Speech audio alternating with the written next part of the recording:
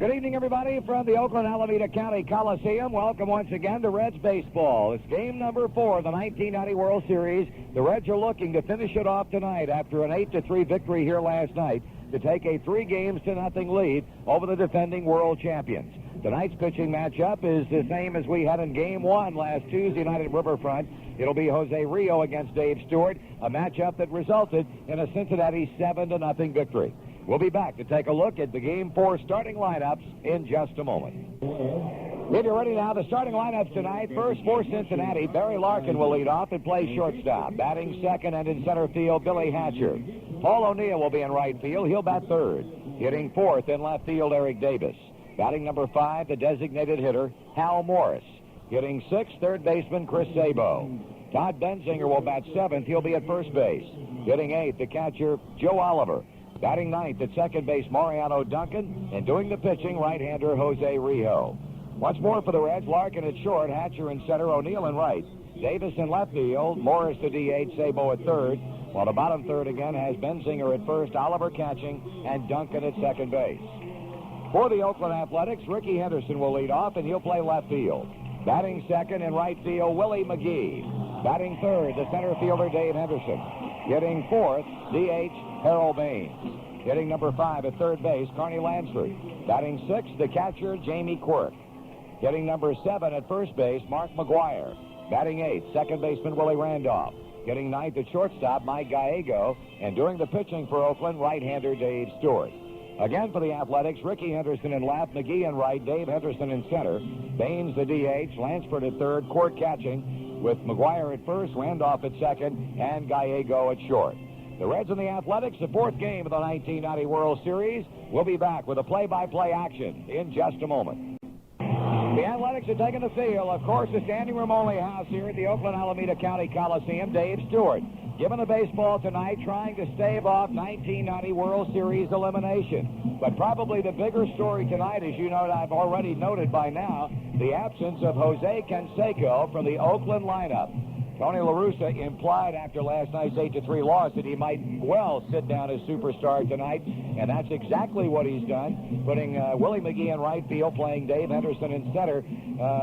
An interesting move, and I guess to some extent, Joe, a very shocking move, because while he's only 1 for 11, he can run into 1 or 2 in a ball game and change the complexion of it. Well, there's no question about it. I think last night, Marty, it kind of gives you a little feeling what Canseco can mean to you just mentally when he came to the plate with 2 out, or 2 on, and hit the fly ball to O'Neill down the right field line, and so having him out of the lineup is all right. I'm sure that Tony has decided, well, we got to try to get something put together here that might score some runs, and this is what he has come up with. And there's Jamie Quirk catching tonight, taking over with Terry Steinbach, and I don't know if maybe Terry's arm might be bothering him from where he was hit by Larkin last night or not, but Tony La Russa is shaking up their lineup and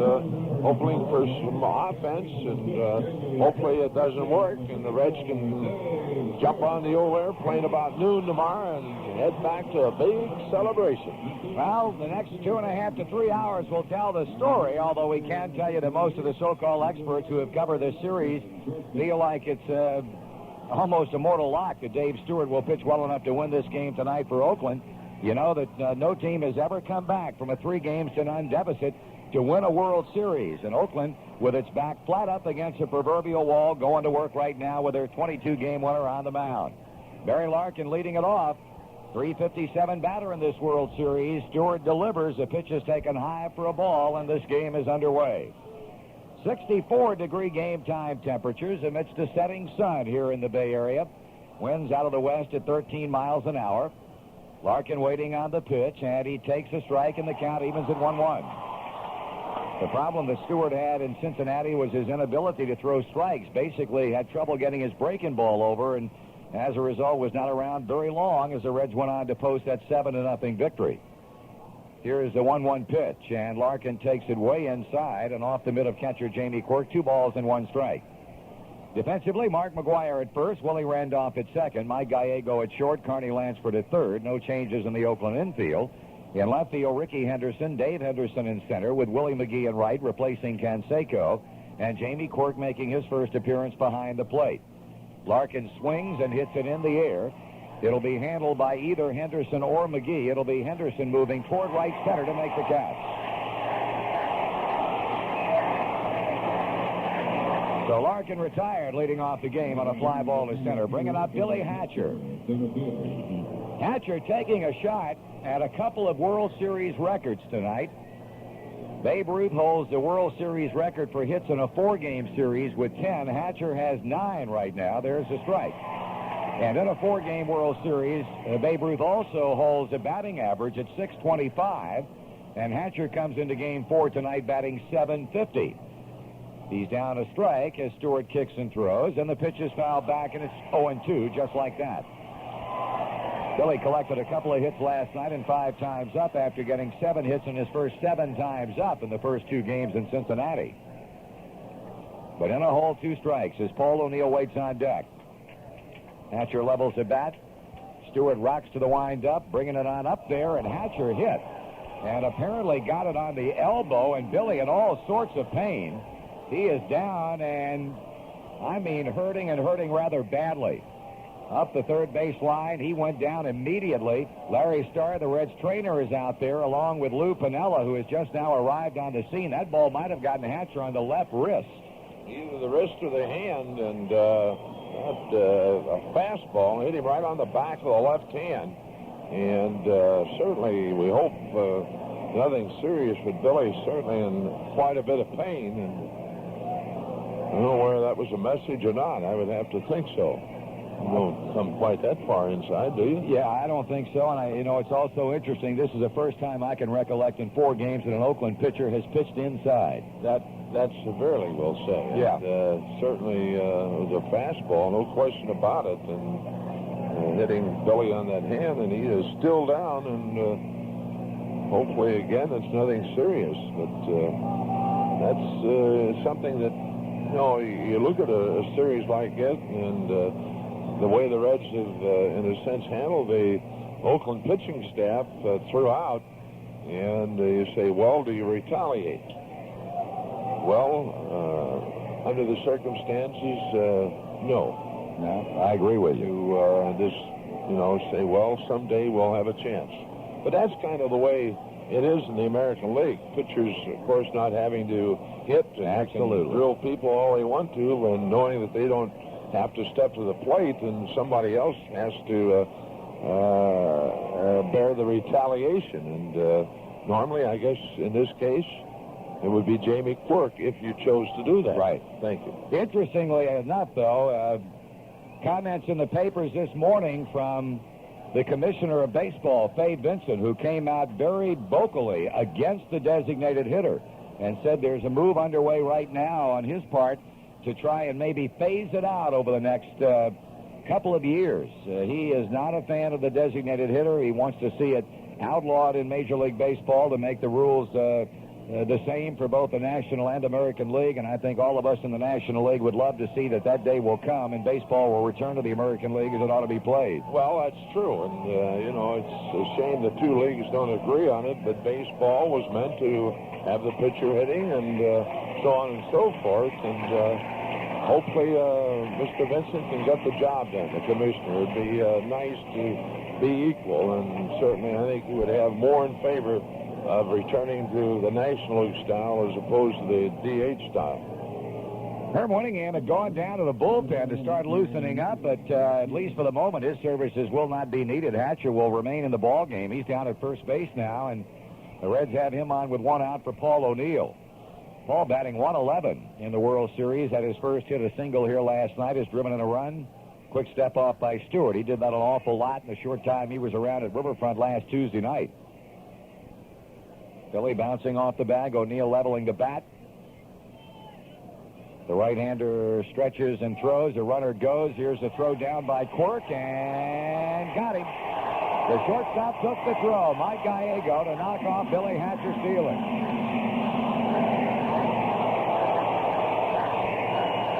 So the Reds waste no time testing the arm of Jamie Quirk. who started all of 26 games in the 1990 regular year. He throws a strike down to Gallego, and Hatcher's gone. And the 0-1 pitch to O'Neill is taken at the knees for a strike. I'll make that an even count now, a 1 ball and 1 strike. 2 down, nobody on. Here's a pitch, and it's low and inside, getting away from the Oakland catcher. You see the replay, and he's safe. Appeared to tag him on the seat of the pants, and his foot was already on the bag. But that old deal about if the ball gets down well ahead of the runner, they're going to call him out more often than not. Here's a check swing liner foul down beyond the Oakland third base dugout. Plate umpire tonight from the American League, Ted Hendry at first, Randy Marsh of the National, Bruce Fremming again filling in for Larry Barnett of the American League. Fremming at second base. Barnett ill with a virus. Here's a line drive, fair down the left field liner, foul ball. Ball hit that ball hard. Mark McGwire hardly had enough time to react before it was by, but just foul. So Fremming at second, filling in for Barnett. Over at third from the National, Frank Pulley. On the left field line, American League umpire Rocky Rowe, and on the right field line from the National League, Jim Quick. 2 balls, 2 strikes, 2 out. Nobody on here in the top of the first. And the pitch from Stewart is taken in the dirt. His control is not exactly up to snuff here in the first inning tonight. 3 balls, 2 strikes. O'Neill trying to become a 2-out base runner for the man on deck, Eric Davis. And the payoff pitch is coming, and it's bounced to second. Willie McGee makes a pickup, flipping onto McGwire, and the inning is over. No runs, no hits, and nobody left on. After a half inning of play, it's the Reds nothing, and the A's are coming up. Few in the world could twist a phrase like Casey Stengel or make us feel so good about hearing something we didn't understand. I would say I wouldn't know, but I would say the reason why they'd want it passed is to keep baseball going as the highest baseball sport that has gone into baseball, and from the baseball angle. I'm not going to speak of any other sport. I'm not in here to argue about other sports. I'm in the baseball business. Some topics of conversation, of course, are essential for us to understand. Insurance coverage, for example. However, insurance terminology can sometimes be confusing, which is why a Prudential agent will answer as many questions as you have, as many times as you want, in everyday words you can understand, to help you get your piece of the rock. At the Prudential, we won't let you get it until you've got it. It's been run cleaner than any baseball business that was ever put out in the 100 years at the present time. See if this rings a bell. It's 10 to 5. 10 minutes to get that marketing plan copied and collated before the overnight express guy disappears down the elevator with or without your plan. But you're feeling confident. If anybody can do this, you can do it. Till you get to the copy room and find the guts of the copy machine scattered all over the floor. And the guy with ink-covered hands shrugs and says, maybe tomorrow. Now, before you grab for his throat, I suggest you grab a Toshiba copier instead, because that express guy won't wait around for no parole. You know, when my car suspension felt shaky, I didn't want to hassle with it. So I went to the one place I knew I could trust, Sears. Don't ignore your suspension. Head to Sears, where Steady Rider shocks with a 3-year, 36,000-mile warranty are only $7.99 each. See a Sears suspension specialist for details and ask about convenient 7-day-a-week service.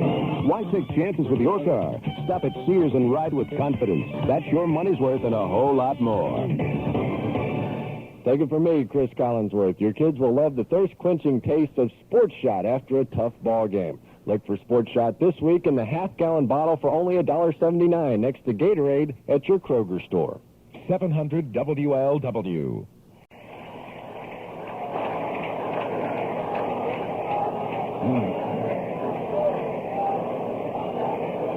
Jose Rios standing behind the mound, getting his thoughts together before making his second World Series start. He was a winning pitcher, as we mentioned, in the opener at Riverfront Stadium last Tuesday night, pitching 7 innings of 7-hit baseball. Walked 2, struck out 5. He became only the 3rd Dominican-born player to win a game in a World Series. Joaquin Andujar won 2 for the Cardinals in the 1982 series. Here's Ricky Henderson, and the pitch is taken for a strike. While Alejandro Pena beat the A's once in the 1988 series for the Dodgers in Game 1. Kind of interesting with the influx of players of the major leagues from the Dominican Republic that there have only been 3 pitchers from that country to win a game in a World Series. 1 ball, 1 strike. In a series that has seen the A's as a team slump and slump badly, Henderson is the exception, batting .417 at a home run here last night. He swings and hits a very high fly ball to left. Eric Davis waiting on it, and he makes the catch. 1 out. That'll bring up Willie McGee, who gets a call in right field tonight for Canseco. Just a reminder, listen to the big one next week for your chance to send your family to Walt Disney World, all from 700 WLW. Now, Willie McGee, who's been up 6 times in the series, has had 1 hit. He started game 1, had a hit in 5 times up, and the pitch is fouled off. The former Cardinal, a switch hitter up there, of course, batting left-handed. Lou Piniella and Stan Williams will pay very close attention to that blister on the finger of Jose Rijo and see if that causes him any problems in the early innings. The pitch is in the dirt, dug out by Oliver. 1 ball and 1 strike. He certainly didn't appear to be concerned about it when we chatted with him down in the dugout when the Reds were preparing to take batting practice earlier this afternoon. 1-1 to count. McGee batted .324 over the course of the year. His combined numbers with both the Cardinals, where he won the National League batting crown despite being traded in August to Oakland. He lines one over third. That's a fair ball. Foul ball down the left field line. Well, it had some hook on it, and just foul as it went over third base and on down the left side. A ball and 2 strikes. Just for the record, and I'm sure you probably heard it since last night's 8-3 win gave the Reds a 3-0 lead. Teams taking that kind of lead have won all 17 World Series in which has it occurred, and just 3 of the 17 teams, down 0-3, have managed to prolong the series by winning Game 4. And all 3 of those Game 4 winners have gone on to lose Game 5 and end the series.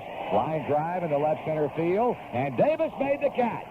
No, he didn't. The ball got away from him, and Eric is injured as McGee goes to second base. Marty, Eric's down, and I'm sure he jammed that left shoulder, and this isn't starting off too good at all.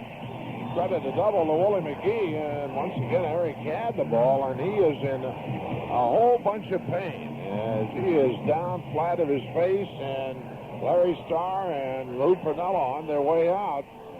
And Eric, great try, had it in his glove, and then when he hit the grass, the ball jarred out.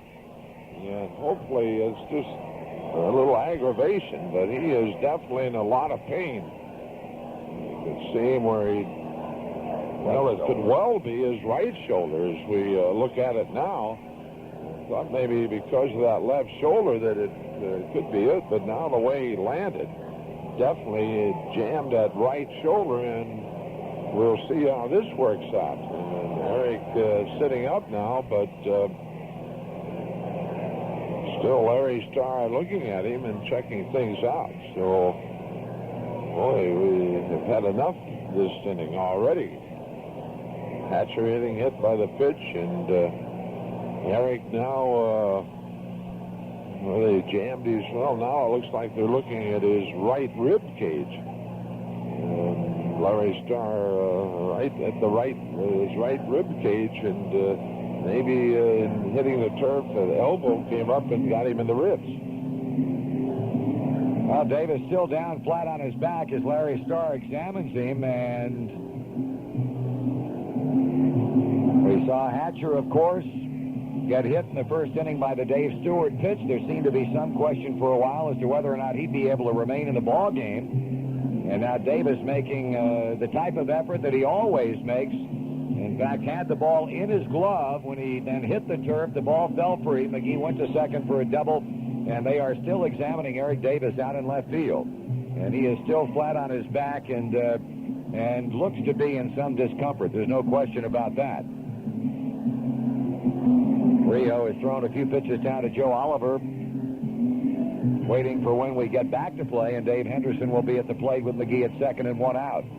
I just wonder also if Eric had the wind knocked on him along with this, and apparently he is in pretty good pain, so we'll see what Lou decides to do here. But Eric's still down flat of his back, and Larry Starr now reaching around the backside of the right rib cage and seeing if he can find a tender spot on as far as Eric's ribs, and hopefully it's nothing that serious, but you just don't know when you're down that long. It could be cracked ribs, or it could have pulled a cartilage loose, whatever. Rio now summoning Joe Oliver. They meet midway between the plate and the mound. I'm sure this long delay is not helping Jose Rio, while Herm Winningham is all attention directed out toward left field, where Eric Davis is still down. And the Reds very shortly are going to have to make a decision one way or the other as to whether or not Eric's going to be able to remain in the ball game or have to come out. He's now in about a seated position, but he's still hurting. Mike Lehine, Dr. Michael Lehine, the Reds team physician, is now going out to take a look. So in a span of less than an inning, we've seen Billy Hatcher get hit on the left hand, and we've seen Eric Davis suffer some type of an injury, and it appears to be somewhere in the rib area. He made a fine effort on that ball, and in fact had it before hitting hard on the grass and losing it, going tumbling over. And they've got the trainer out there, Danny Wright, the assistant trainer to Larry Starr, as well as team physician Dr. Michael Lehine. And it looks like Eric, I'm sure, is going to make every effort in the world to try and stay in the game. He's walking around right now, but has a very definite grimace on his face, breathing in and out, inhaling and expelling air. And I'm sure under the circumstances, given the fact that we're in a World Series, these umpires are going to be a whole lot more lenient in terms of the time that is taken to make a determination on a player like Davis as to whether or not he can stay in or have to leave. Well, it appears the problem is in his the lower back, the right side, and that's what he's reaching for. And now the fans are getting a little upset with Eric, and I don't know whether it's Glenn Braggs and Herm Winningham loosening up, but we'll see if Lou decides to make a change with Eric. But apparently, well, as you say, Marty, going to try to stay in the ball game, but the way and the discomfort he appears to be having, I would think not, but we'll just have to wait and see. Well, he's going to stay in, Joe. He just took his cap. It looked like Bruce Fleming had the cap. He handed it to him, and Eric is going to make an attempt.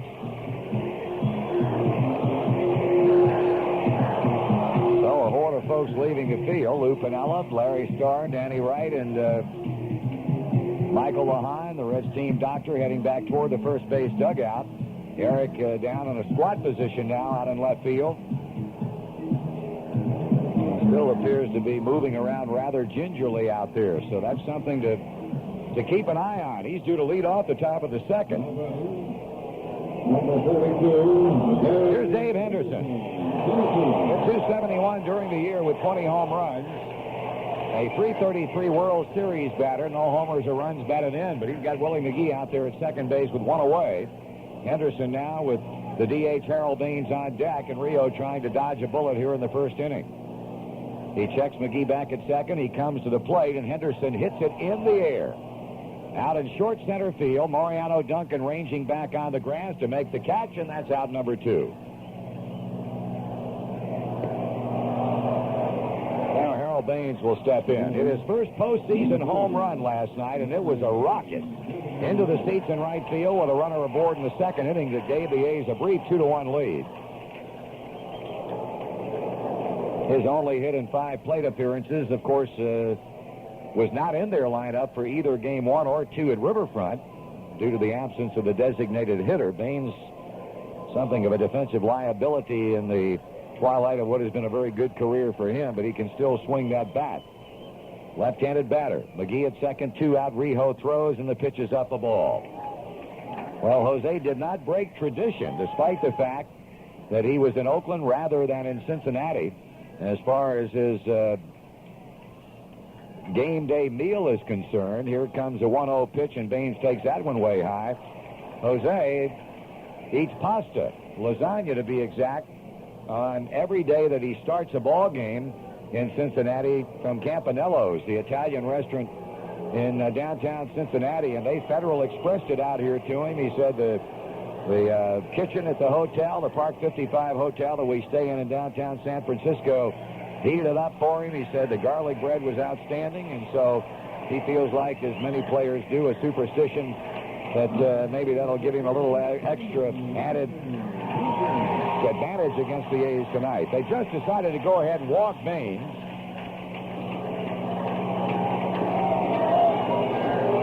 So that'll go down as an intentional walk, and it brings to the plate third baseman Carney Lansford. 2 on, 2 outs. Bottom of the first, no score. Lansford takes the strike. He's hitting .273 in the first 3 games without a run batted in. 3 hits and 11 times up. He's got McGee at second. He's got Baines at first. 2 men out, and Lansford lines it back to the middle for a base hit. That's going to bring McGee around. Henderson or Baines will stop at second, and the Athletics take a 1-0 lead.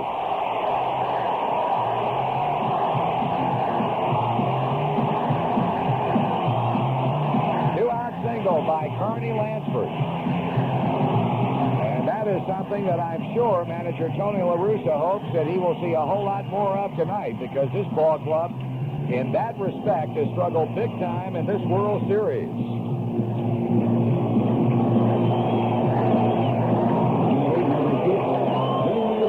The inning continues for Jamie Quirk. He's a left-handed batter. We mentioned he started all of 26 games during the regular season.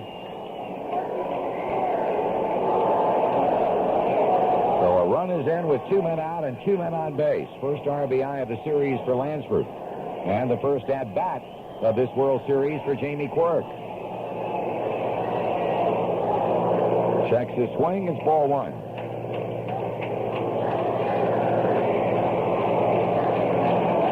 He was a teammate of Danny Jackson's back in 1985 when they were in the playoffs in the World Series, Kansas City Royals. Quirk taking a strike. It evens at 1-1. McGee double with 1 out. Henderson, after the long delay, checking on the well-being of Eric Davis in left field, popped to second, but Baines got an intentional walk, and they made that backfire. Lansford did with a base hit to center field. Well, a couple of hits in the inning. With an intentional walk, the A's have scored, and it's a 1-1 count on Jamie Quirk. Rijo kicks and throws, and the pitch is swung out and missed. He batted .281 during the season at 26 RBIs, 3 home runs.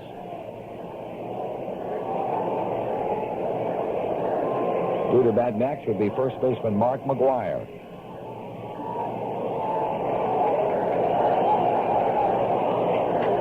Quirk making Rijo wait just a moment as he steps back in now. Levels the bat.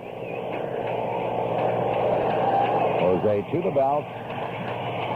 And to the plate. And it's taken inside. 2 balls, 2 strikes. It's interesting watching Rijo renew old acquaintances with a lot of the Athletic fans. Prior to the third game of the series here yesterday, a lot of folks that were solidly in his corner when he was a member of this organization before being traded over to Cincinnati in the Dave Parker deal. 2-2 pitch, and that's inside. He almost hit him, and the count goes full. 3 balls, 2 strikes. So the runners will be moving. Harold Baines at second, Carney Lansford at first. And a 3-2 count on Jamie Quirk.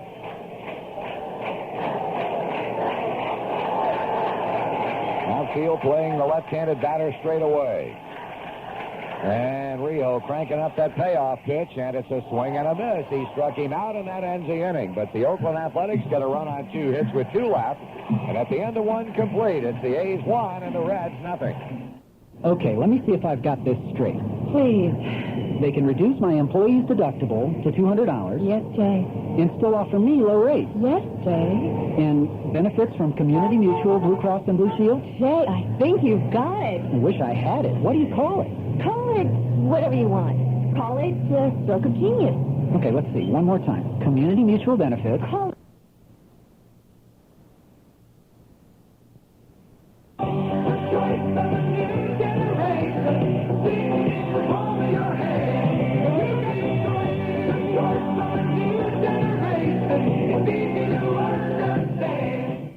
Hi, this is Johnny Bench. Fifth Third and Barney Rapp Travel invite you to join the Cincinnati Red Rooters for a 7-day baseball celebrity cruise to the Caribbean on November 10th through the 17th. Your special cruise hosts include Marty Brennaman, Joe Nuxhall, Chris Sabo, Norm Charlton, Paul O'Neill, and Danny Jackson. Enjoy a 7-day cruise on board the magnificent Sovereign of the Seas, a baseball seminar, and much more. Don't miss the boat. Call Barney Rapp Travel today. Barney Rapp Travel, soon to be a division of Fifth Third Travel. Peter Pan from Disney Home Video is now available at all 20 Videotown locations. Purchase Peter Pan from Videotown for $24.99 and they'll guarantee the quality for as long as you own it. Who else will do that? Peter Pan in Videotown for the best seat in the house. 700 WLW. 1-0 Oakland at the end of an inning. Another bad news. Eric Davis leaving the ball game. He is being escorted down behind home plate in that runway that leads up into the Reds clubhouse, along with Dr. Michael Lahan. Eric still appears to be in quite a bit of discomfort, so he is finished for this ball game. And I'm sure that Lou Piniella is going to be very interested to know what the ultimate result of whatever tests or x-rays they run on Eric, especially in the event that the A's win this ball game tonight and extend it beyond a fourth game. Marty, in the continuous replay of Eric trying to make the catch, it looks like, when you really look at it, is when he hit the turf, his elbow came up and hit him in the ribs. And you'd have to feel that quite possibly Eric might have a cracked rib or pull the cartilage away from a rib cage. We'll certainly just have to wait and see, but it's a little too much discomfort to think it's nothing serious. That means that Glenn Braggs will come to the plate and pinch hit. Braggs has had only one appearance so far in this World Series, and that was Game 2 on Wednesday night in Cincinnati when he pinch hit in the 8th inning and got an RBI on a fielder's choice, a ball that he hit up the middle. Mike Gallego was only able to get a force out at second base and was unable to get the double play as Billy Hatcher, who had triple leading off the inning, came in to score to tie it up at 4-4. So Braggs will pinch hit and no doubt remain in the ball game. And interesting story and a sidelight to this World Series as it relates to Braggs and the state of Hawaii. Braggs is the first baseball player to play and graduate from the University of Hawaii, and all of a sudden he has become a local hero in the 50th state. Mike Evans, who is a morning radio personality and an old friend out in Honolulu, just arrived into San Francisco today and brought some goodies from the islands for the Reds players and also for Glenn Braggs. He takes the ball. There was a flowered lei for each player in their locker when they arrived here at the Oakland Coliseum today, along with a box for each player of chocolate-covered macadamia nuts. And they were delicious. I can imagine that they were. Also a proclamation from the governor of Hawaii, so he's got one state solidly behind him. And pinch hitting for Eric Davis here in the second inning as he takes the strike, and the count is 1-1.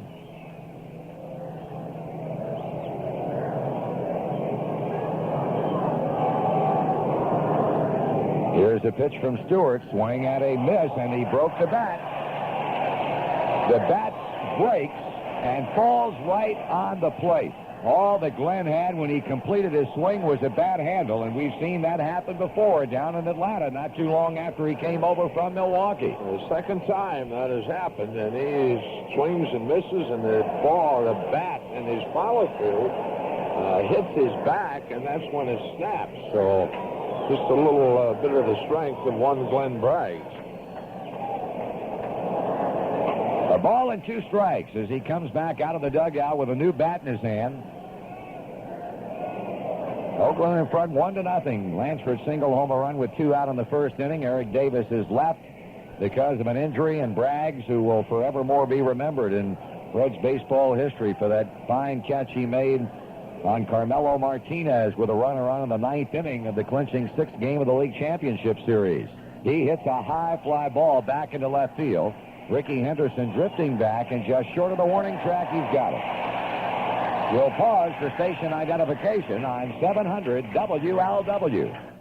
The rap group 2 Live Crew not guilty of obscenity, and Congress still hopeful of reaching a budget compromise before the weekend's over. I'm Mark Haney. Details on these stories and more after the World Series game on News Radio 700 WLW Cincinnati. One down here in the top of the second. Braggs a fly ball to left. It brings up Hal Morris for the second straight night, the DH, and he swings and misses. Hal has really not swung the bat particularly well in the World Series, as the one hit 11 times up will attest to. He's driven in a run. And an outstanding league championship series against Pittsburgh.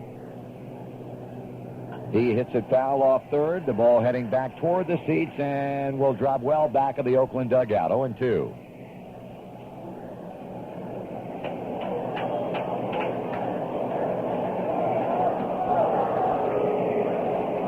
Sabo on deck, the hero of last night's 8-3 victory. Morris in a hole, 2 strikes. Stewart looks for the sign from Quirk in the windup and the pitch. And it's high for a ball.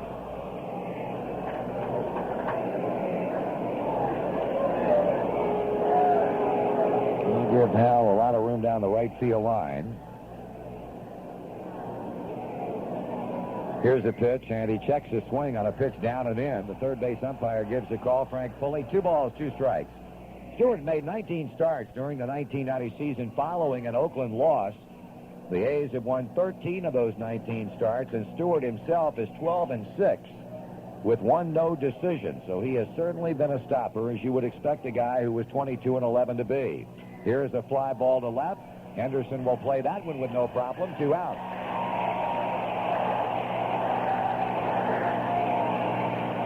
So Braggs flies to left, Morris follows suit, and Sabo will be the batter with 2 out and nothing going on. When you hear about a player in any sport having a fine all-around night, that tag certainly applied to Sabo last night. 2 home runs, 3 RBIs. He also set a World Series record by accepting 10 chances at third base without an error. The pitch is in for a strike. He's batting .500. In the World Series with the 2 home runs, and he's driven in 5 runs.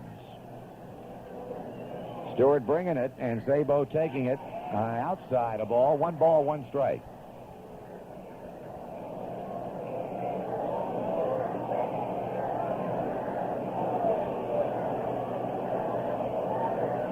And the break-even pitch. Sabo taking a strike on the inside corner. 1-2.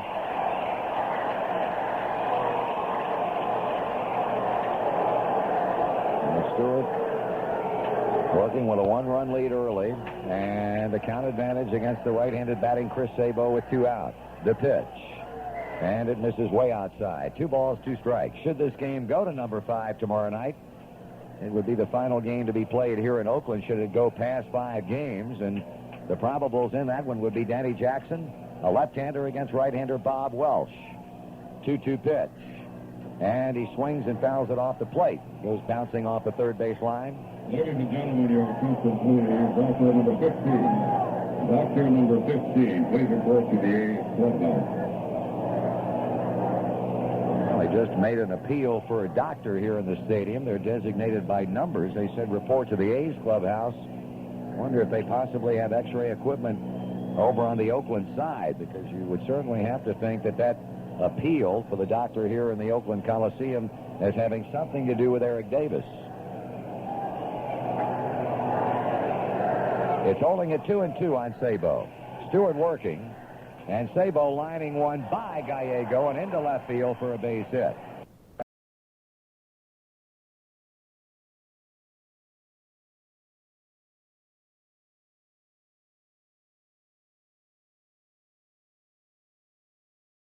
.286 with a couple of hits and 7 plate appearances. Both of the hits coming in last night's ball game. He scored a run, 2 hits among the 14 that the Reds picked up. In fact, in the 3 World Series games, they have had a total of 34 base hits. 14 last night. They had, I'll make that 37 hits. Swing and a miss by Benzinger. 14 last night, 14 in the extra inning win on Wednesday night, and then 38 hits in the 3 games, batting .342 as a team. Stewart, of course, a tall order. as the Reds bid to win this World Series in a 4-game sweep, and they're on the short end of a 1-0 count here in the second. Sabo leading, Stewart stepping off and looking back over to first base.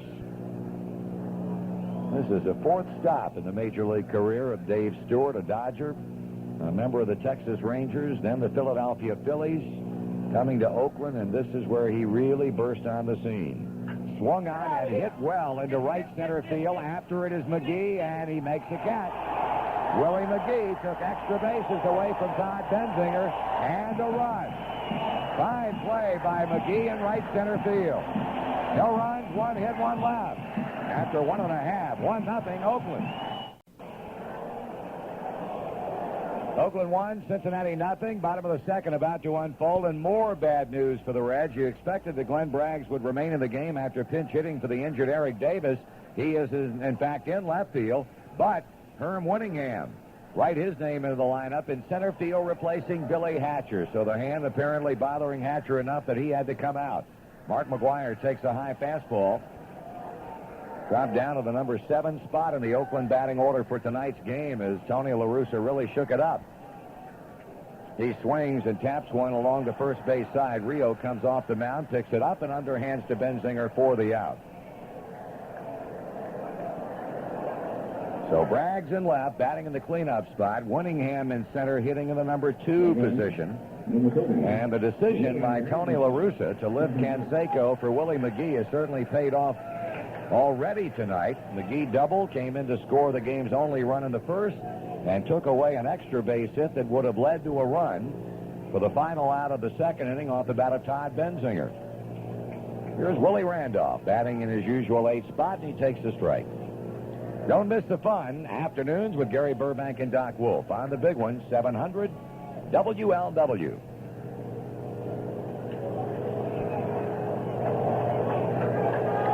Randolph having a good World Series, batting .333, 1 ball, 1 strike.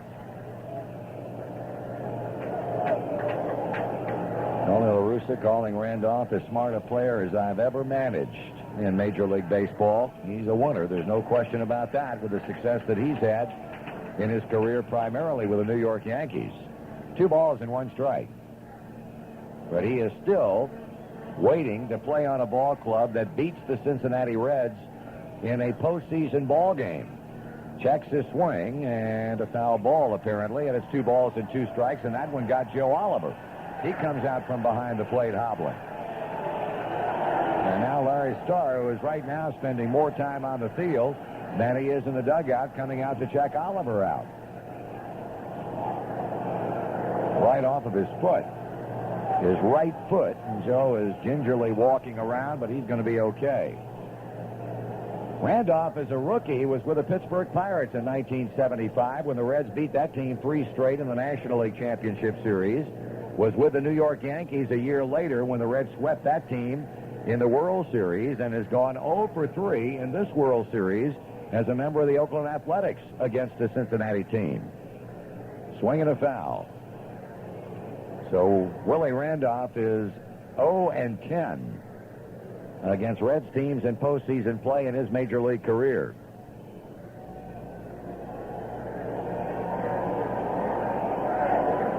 Two balls, 2 strikes. 1-0 Oakland. We're in the bottom of the second with 1 out. McGuire has bounced back to Rijo. Randolph at the plate with Mike Gallego on deck, and the pitch on the way. And is pulled to third. Sabo picks it up behind the bag, and his throw is on the money for the second out.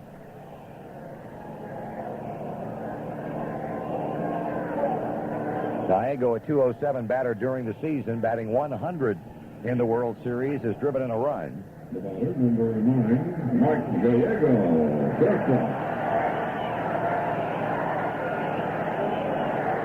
What the Reds did here last night has gone against the grain in World Series games in the last few years. Home teams in World Series play have lost just 5 of the last 22 games. 3 of those home team losses have been by the A's, 2 in 1988, and the defeat here 8-3 last night, with the other 2 being by the Giants last year. 1 strike count, and a foul out of play, and he's behind 0-2. Oakland, of course, hurt by the loss of Walt Weiss, who suffered a knee injury in the league championship 4-game series sweep over the Boston Red Sox. He was declared out for the entire World Series and was replaced by a rookie, Mike Bordick, who has seen action in a couple of ball games. So Gallego playing shortstop on a regular basis with Randolph going to second, whereas under normal times they had divided the duties at second base between Gallego and Randolph when Weiss is a fixture at shortstop. 1 ball, 2 strikes, 2 men out as Rijo deals, and Gallego checks, and that's a ball. 2-2.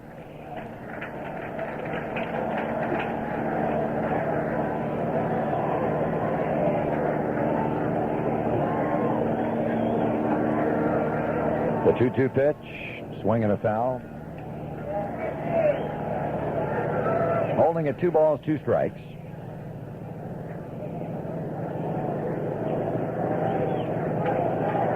Should Gallego reach with 2 away, we'll take a look at the leadoff batter again, Ricky Henderson.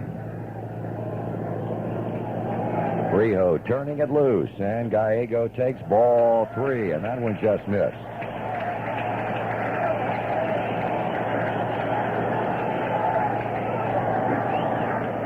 Three balls, 2 strikes. McGuire a ground out. Randolph a ground out. Here comes a payoff pitch, and it is ball 4, and Rijo lost him.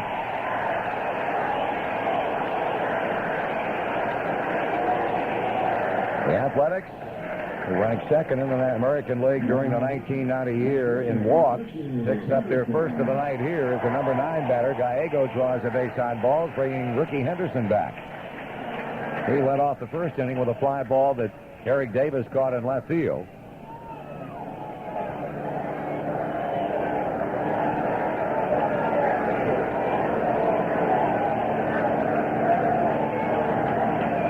Rijo with a motion and the pitch, and Henderson takes it on the outside corner, a call strike. That's the way they like to pitch this guy.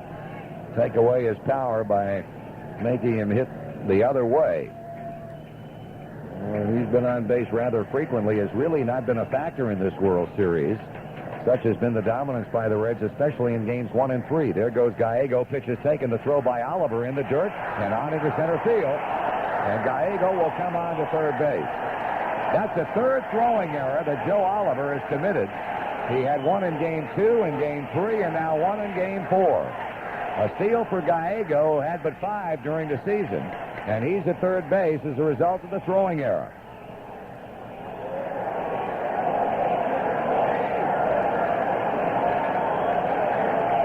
So Joe not throwing well at all in this World Series, and now Oakland hopes to take advantage of it with Henderson awaiting a 1-1 pitch. The stretch and the pitch, and the fastball misses, ball 2. He has a 7-game World Series hitting streak, which includes every game in which he's played. He also has, Henderson does, a 15-game postseason batting streak. We'd love to extend it right here, and the pitch is high, ball 3. That streak dates back to a hitless contest in Game 1 of the 1989 American League Championship Series against Toronto, and after that, he has hit in every game in which he's played in the postseason since.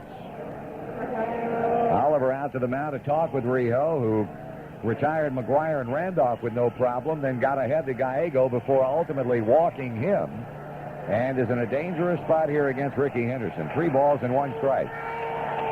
The pause, the pitch.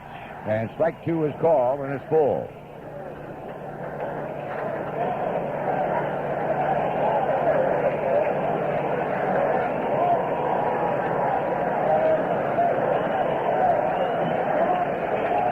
Third base occupied by Mike Gallego with 2 out. Oakland leading 1-0. They got a 2-out hit from Carney Lansford in the first inning to get their run in. And Henderson with a payoff pitch has taken ball 4, so back-to-back walks after 2 were out. And the Athletics have him on the corners for Willie McGee. I'll tell you, it really doesn't look like Rijo is missing all that badly. No, there have been some pretty close pitches that Jose has thrown. Right now, Lou going to take a trip out and have a little chat with Jose and kind of calm things down a bit. Nothing has happened yet. Get Willie McGee out, no problems. But, he's not missing 6 inches. He's missing by inches as far as the strike zone. And Ted Henry, I haven't seen Lou or Jose, rather, say anything or question the call by Henry, the plate umpire. So Lou has had a brief meeting and heads back to the dugout.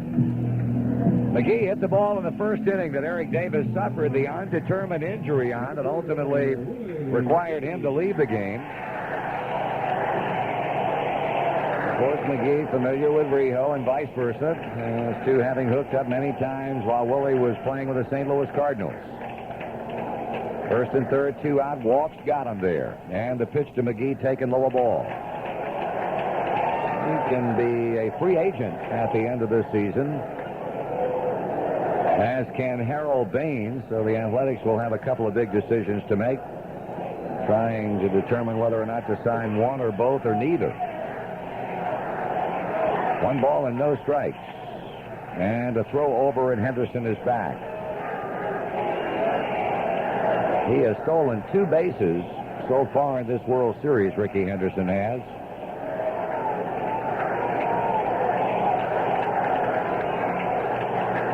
Rijo straightens up on the mound, throws a pitch out, but Henderson not going. 2 balls and no strikes. Lou was talking before this World Series started about how early in the season he called for back-to-back pitch-outs to throw a San Francisco Giant runner out. I don't believe, given the way Rio is struggling with his control here in the second, he'd do the same thing here with a count of 2-0. And there goes Henderson. And the pitch is in for a strike, and he had such a jump that Oliver just tossed the ball back to the mound. So 3 steals in the series for Henderson, and Oakland now has him at second and third.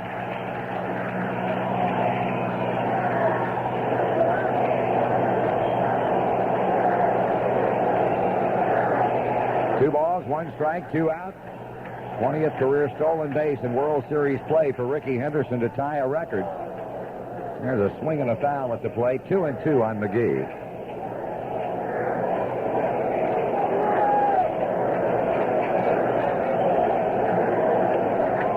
Very slow start to World Series game number 4.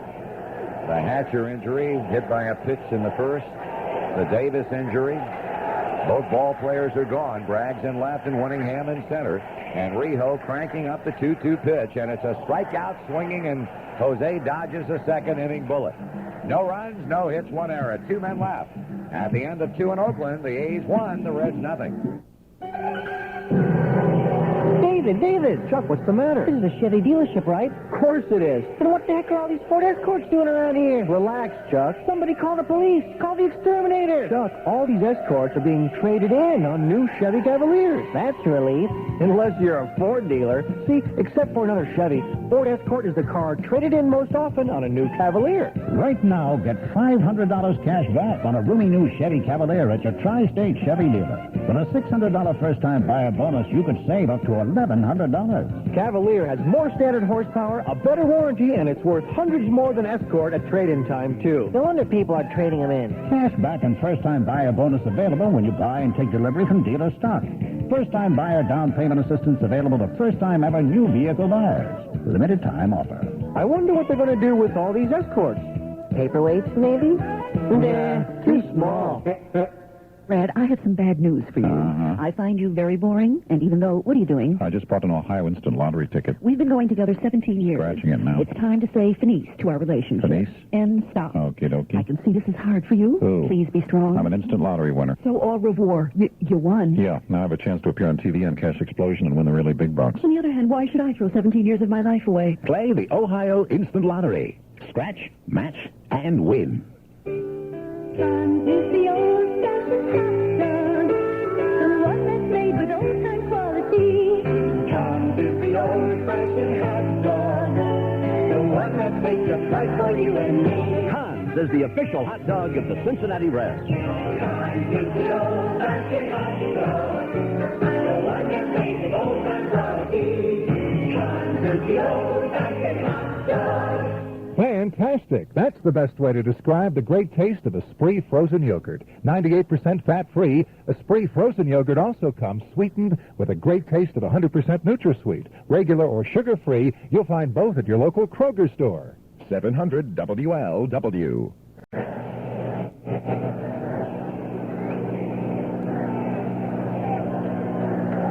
Third inning about to unfold here in Oakland. A's 1, Reds nothing. Leading off against Dave Stewart will be Joe Oliver, and with a play-by-play, Joe Nuxhall. Thank you, Marty. And Joe, up for the first time in the game, as Stewart delivers to him. It's swung on and lined down the left field line. That's extra bases. Oliver makes the turn on his way to second. Henderson up with the ball, returns to the infield, and Joe Oliver has his third double of the World Series.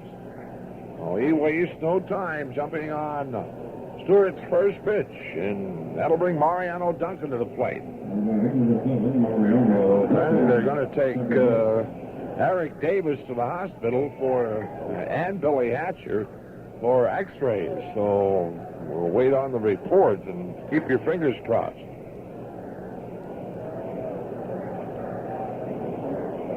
Well, Duncan, for the series, a 200 batting average with an RBI. Mariano picked up that RBI last night, has stolen a base. Stewart the stretch. And the pitch, and Duncan takes high, ball one. Each team with 2 base hits, the A's leading at 1-0. Arnie Lansford driving in the run for Oakland. Oliver at second base, nobody out here in the third inning.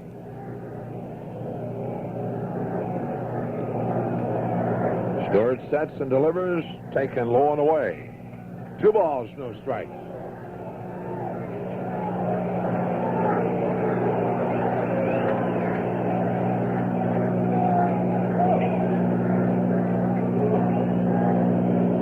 Barry Larkin waiting on deck.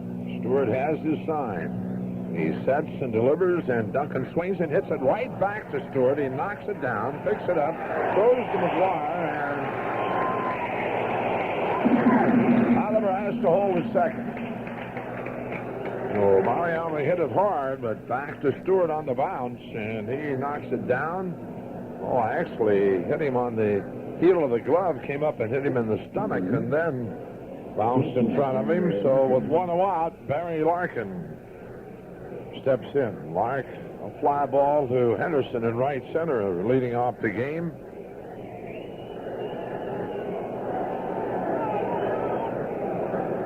Stewart has the sign from Quirk. He's to the belt. And I look back at Oliver, the pitch, and Larkin takes the breaking ball high. Barry, a .357 batting average for the series with 1 RBI. Larkin a triple to drive in a run last night in that 7-run third inning. Stewart the stretch and the pitch. Larkin swings and bounces it to Lansford at third. He throws across to McGuire, 2 away.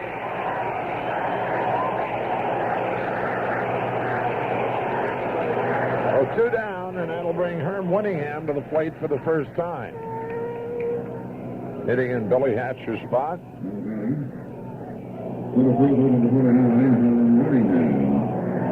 Herm has been to the plate 1 time in the series, 0 for 1.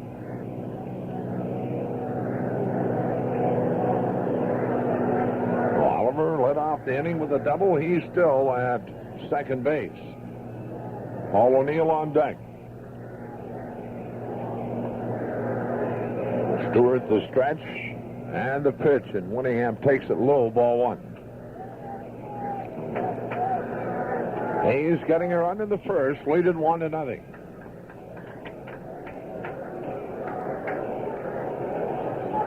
Stewart sets, looks back at Oliver. The 1-0, and Herm swings and misses. Breaking ball, evens 1-1. Herm for the year at .256 with 3 home runs and 17 RBIs.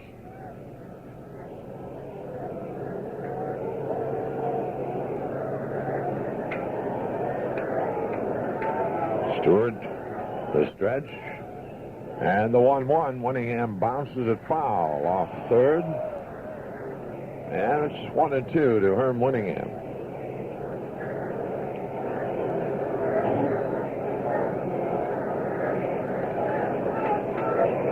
looking for the sweep, trailing 1-0. They trailed last night after 2 times to the plate, 2-1.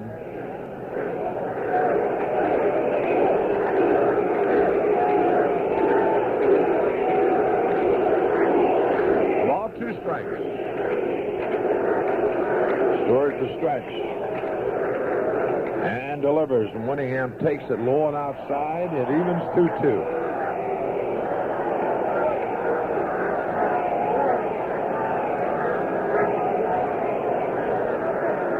Two balls, 2 strikes, 2 out. Stewart has his sign. And the 2-2, and Winningham takes ball 3, low and inside. Well, 3-2, a full count to Herm Winningham.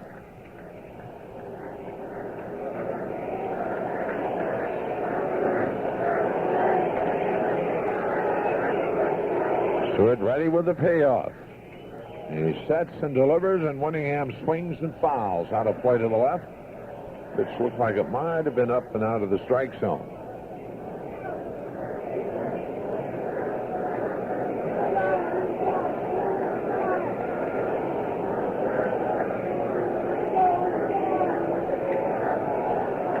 And back into the batter's box. Stewart okays the sign. And again the payoff. Winningham swings and bounces to McGuire at first. He'll take it himself, and that's in. The Reds a base hit, a runner left. Middle of the third, Oakland 1, Cincinnati 0. Michigan versus Ohio State. It's the greatest rivalry in college football. And now the very best of that rivalry is on an exclusive new half-hour video cassette. Yours for only $7.99 plus tax at all participating marathon stations. Starting with 1944, you'll see highlights of the 18 big games that made either the Buckeyes or the Wolverines Big Ten champions. When you buy your video cassette at Marathon, you'll also get a coupon for $2 off any gasoline purchase of 8 gallons or more. Michigan versus Ohio State, college football's greatest rivalry. It's an action-packed new video cassette featuring the great players, the great coaches, the big plays, and the big points. It's yours for a suggested retail price of only $7.99 plus tax. No purchase necessary. It's available only at Marathon. Marathon, where the Michigan-Ohio State action is. The look? Nope. The 4 doors? Nope. The power disc brakes? Nope. The dynamite suspension? No. No, then it's the options. Mm-mm. The concert sound system? No. The complete newness of it? No. The 4 doors? You said that. No, okay, then, the quality. Yes. Yep. Yes. Buick's quality is exactly the reason to buy the new 4-door Regal. And everything else? Well, everything else is Wonderful. wonderful. Mm-hmm. The totally new 1991 Regal sedan from Buick, the new symbol for quality in America and beyond. See if this rings a bell. You're sitting in your office when the Dragon Lady hands you a piece of paper and says 50 copies, 44% reduction on my desk ASAP. Well, like they say, you have nothing to fear but fear itself and the office Dragon Lady. Next thing you know, you're standing over the copy machine with little tiny sweat balls dripping off the tip of your nose, and sure enough, one touch of a button, bam, paper jam. Now, you got a couple of choices. You can eliminate the Dragon Lady, or you can get a Toshiba copier. Then again, you could always do both. Think there's no time for lunch? Well, think again, because you do have time with Oscar Mayer Lunchables lunch combinations. Lunchables are delicious combinations of meats, cheeses, and crackers. So next time you think there's no time for lunch, think Oscar Mayer Lunchables. Oscar Mayer Lunchables. Lunch is what you make of it. 700 WLW. Dave Henderson leads it off as the A's bat in the third, and we have a report as far as Eric Davis, Billy Hatcher go. Billy, of course, severe contusion in the back of the left hand, and Eric Davis, contusion of the right rib cage and possibly a contusion of the kidney. And they have both been taken to Merritt Hospital here in Oakland for x-rays and further examination.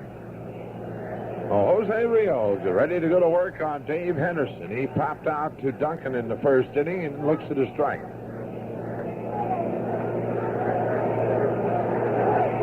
Henderson, the series of .333 batting average, swings and fouls. The next pitch from Rio. And Jose in front 0-2.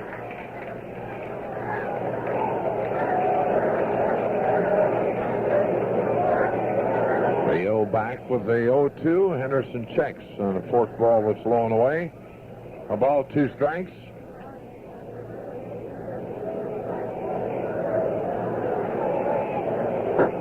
Jay with the 1-2. Henderson checks his swing, and it evens 2-2. Andy Marsh, the first base umpire. 2 balls, 2 strikes. Harold Baines on deck. Rio with a break-even pitch, swing and a miss, and Rio has his 3rd strikeout. Henderson trying to hold up, but couldn't. Well, 1 away, Harold Baines steps in. Baines in the 1st inning. After Rio had gone 2 balls, no strikes, they went on and intentionally passed him. Baines bounces a foul off first. But then Carney Lansford crossed up the strategy by singling the center to score Wooly McGee with the 1 run of the game to this point.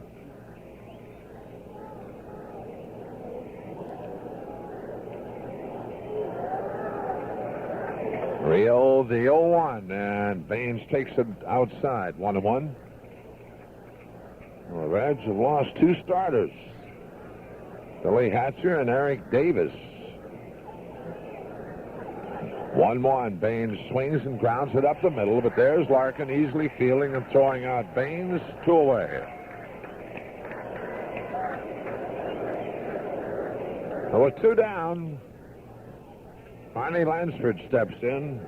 Arnie picked up an RBI, his 1st of the series.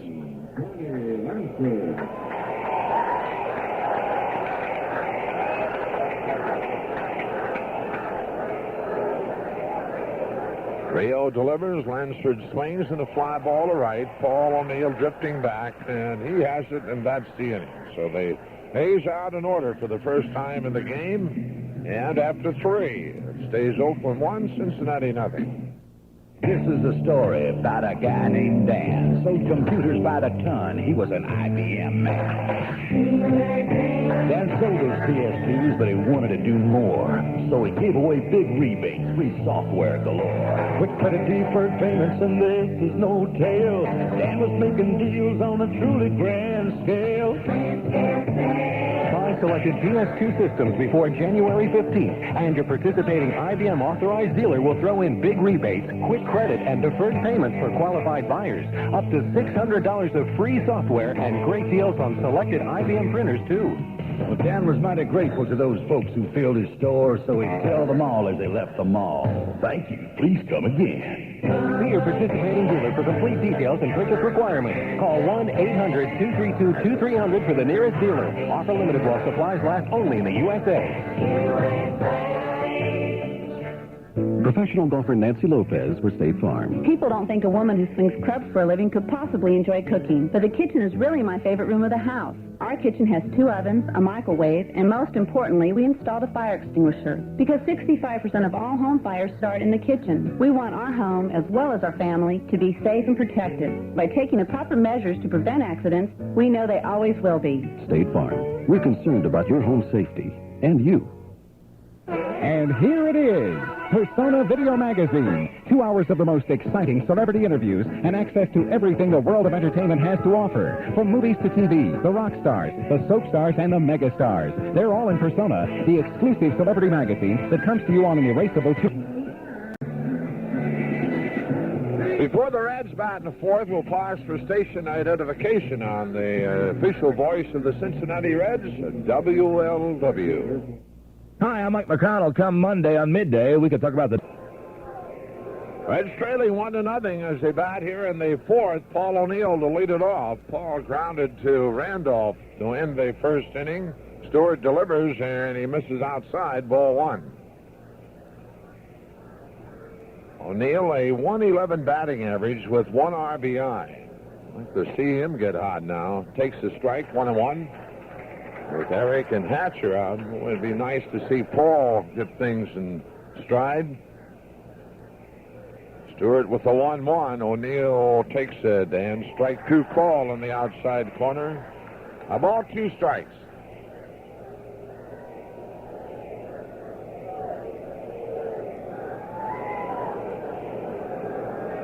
Quirk hangs the sign.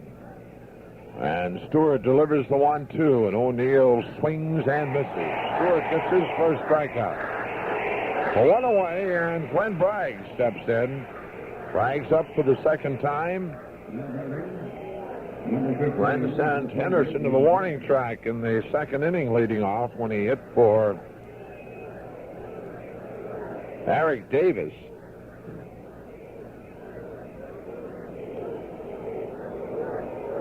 Stewart delivers, and Braggs takes it low, ball one.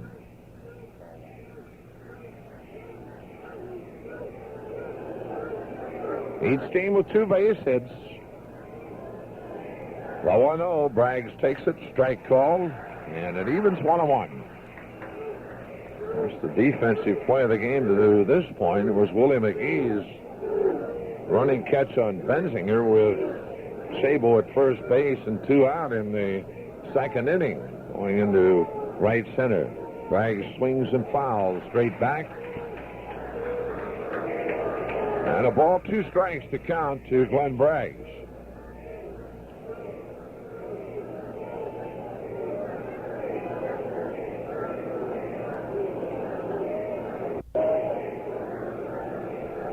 Al Morris waiting on deck.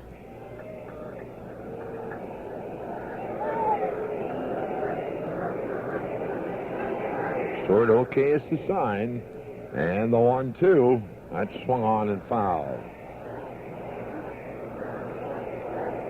Well, stays a ball, 2 strikes to Braggs.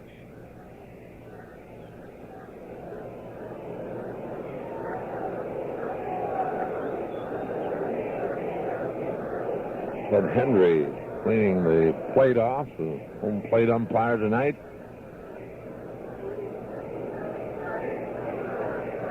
Stewart into the line, and the 1-2 again. Check swing bouncer in front of the mound, and the Quirk is out. Fields throws to McGuire. Score.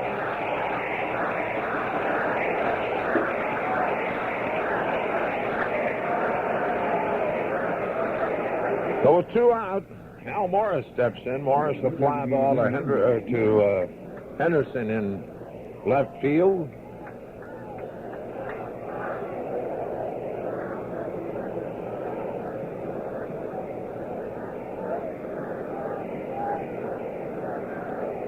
Stewart delivers, and Morris swings and hits it hard to Randolph's right. He fields to McGuire, and that's the inning. The Reds out in order for the first time in the game, and in the middle of the fourth, it stays Oakland 1, Cincinnati nothing.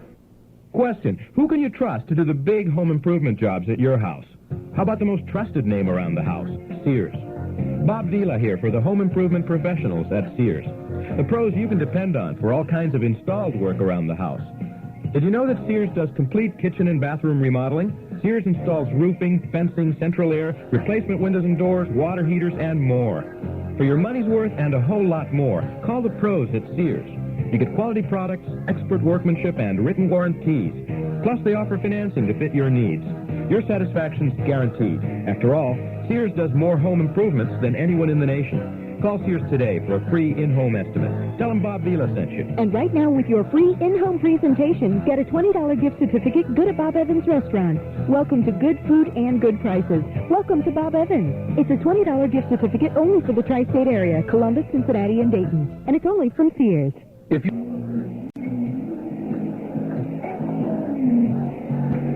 Oakland bats in the bottom half of the fourth. It'll be Jamie Quirk, Mike McGuire, and Willie Randolph. Mark McGuire, not Mike. So Jamie Quirk leads it off.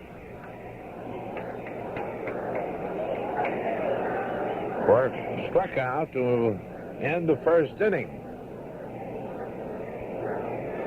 Oakland with 2 base hits. They both came in the first when they scored a run. A swing and a miss by Quirk.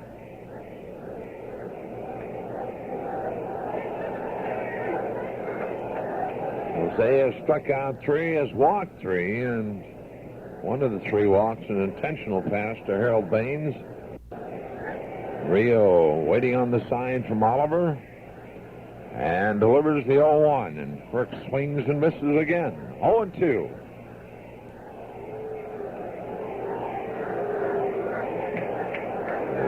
Braggs in left field, Winningham in center, and O'Neill in right. Playing Quirk straight away, a left-handed batter. Mark McGuire waiting on deck.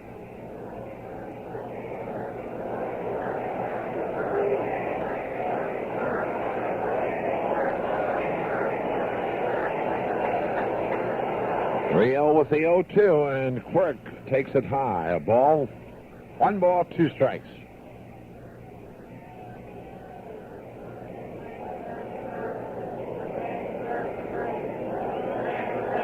Quirk back into the batter's box. Rio has his sign and delivers the 1-2. A swing and a miss. 4 of them for Rio. 1 away, and Mark McGuire steps in. McGuire tapped back to Rio leading off the second inning. Jose had 5 strikeouts in the opener at Riverfront in 7 innings. Rio winds and delivers, and it's a strike on the outside corner of Janise, and McGuire takes a look at Ted Hendry, the plate umpire. Rio back with the 0-1. McGuire takes it, and missing outside at the knees, 1-1.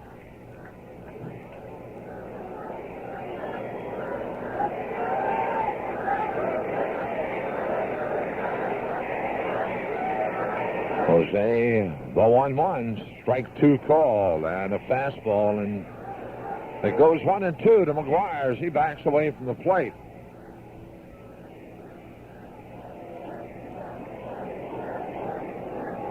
Rio delivers the 1-2. McGuire takes outside. Count evens 2-2.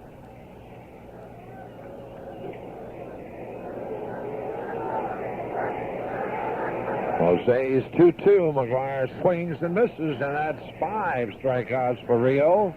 No, 2 away, and Willie Randolph the batter. Randolph grounded to Sabo in the second inning.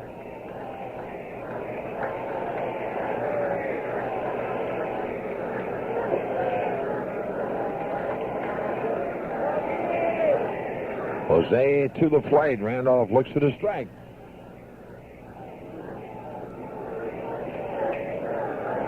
Jose getting that outside corner consistently. He's back with the 0-1. Randolph swings and fouls out of play into the seats to the right. And Rio quickly in front 0-2 to Willie Randolph.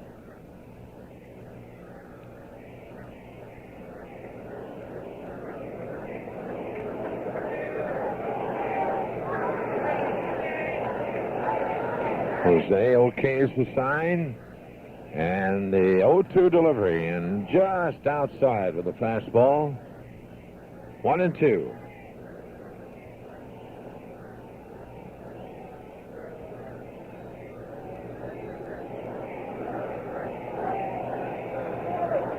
Rio waiting on the sign. He delivers the 1-2. Randolph swings and he grounds to Larkin, who charges, fields, throws, and that's the inning. Nothing across after 4. It stays the A's 1, the Reds nothing.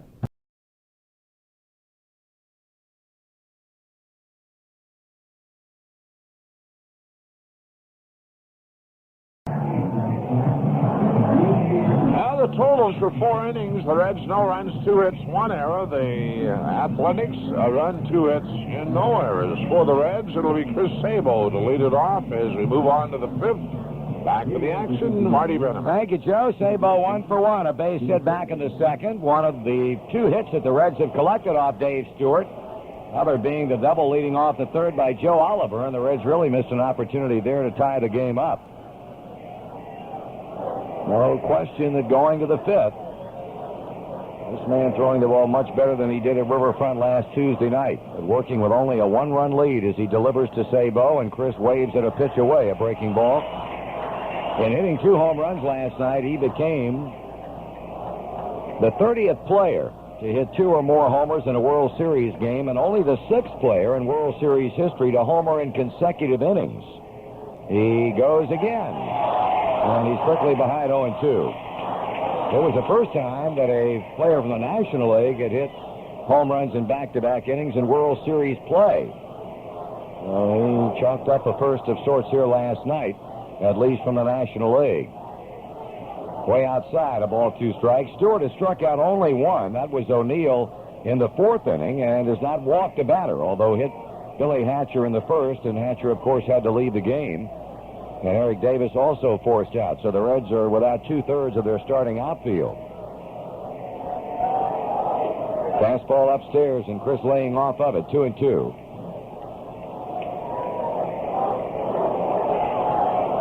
Two balls, 2 strikes. Benzinger on deck to be followed by Joe Oliver. Stewart kicks and throws, and Sabo takes ball 3. I'll tell you, Dave Stewart's not had total command of his pitches, basically, since this ball game got underway. He run the string out on Sabo. Quirk sends out the sign. A check out by Stewart, and the payoff pitch. And it's swung out and lined over Gallego and into left field for a base hit. So Sabo continues to swing that bat. He's 2 for 2 tonight, as he opens up inning number 5 with a base hit, and that brings up Benzinger. And Joe mentioned the defensive play of this ball game so far has been the play that Willie McGee turned in on Benzinger on a drive into the alley in right center in the 2nd with 2 out. Had the ball gotten through, it most certainly would have scored Sabo from first base, and we would have had ourselves a tie game. But McGee came up with a big play, and quite frankly, it was a ball that Canseco would not have gotten to. And a step off by Stewart.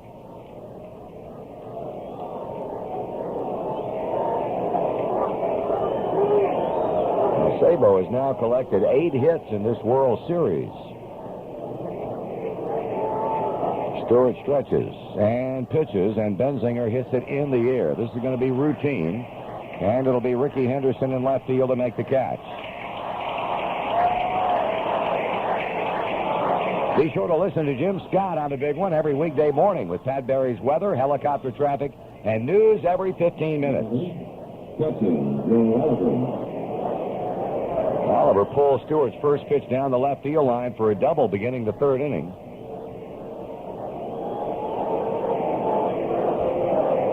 Joe's had a good World Series at the plate. He's now jumped his batting average up through 3+ games to 400.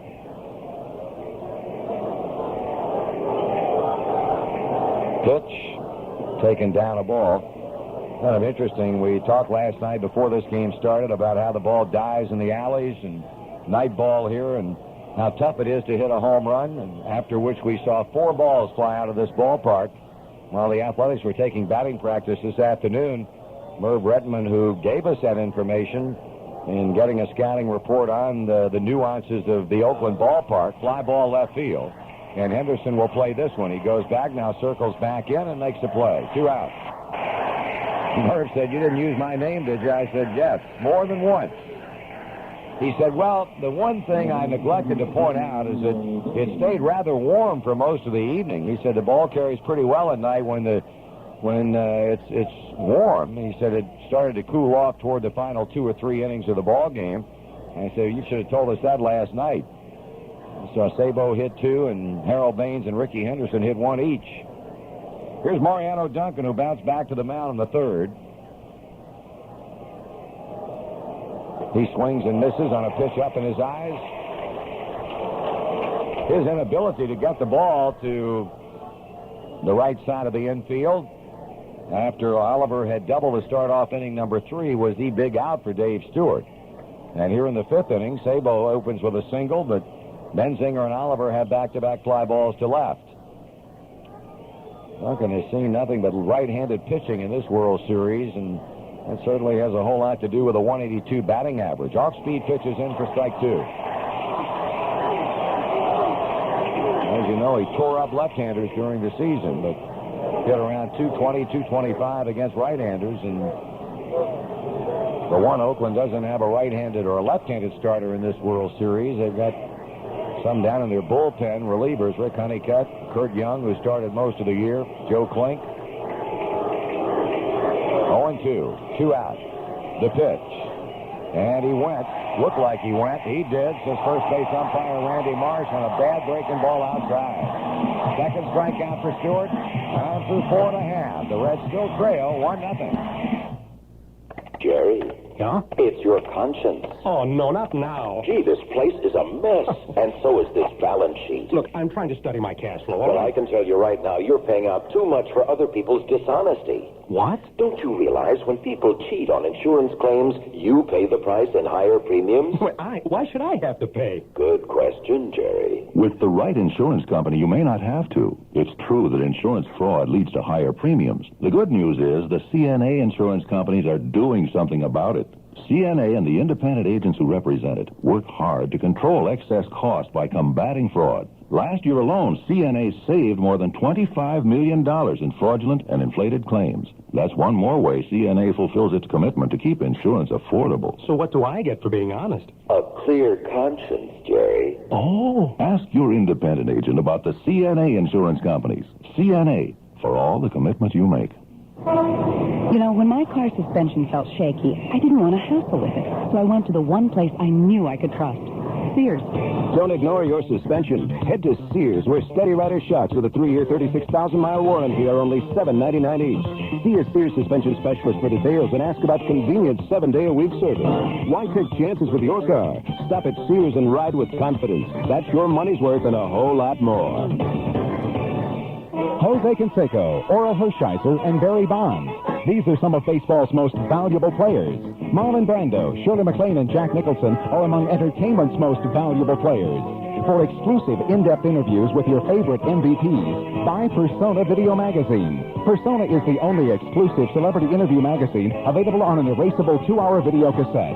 Persona Video Magazine, only $4.95 at checkout counters everywhere. Remember, if you can't find it, ask for it.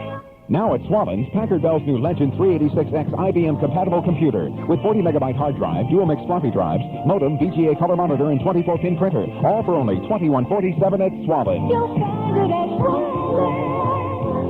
Swallen's. 700 WLW.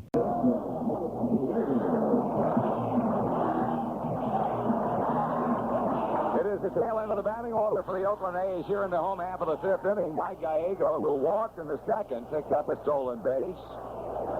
Will begin and followed by Ricky Henderson and then Willie McGee. Jose Rijo pitching well tonight, but on the short end of a 1-0 score, giving up a run-scoring 2-out single to Carney Lansford in the first inning.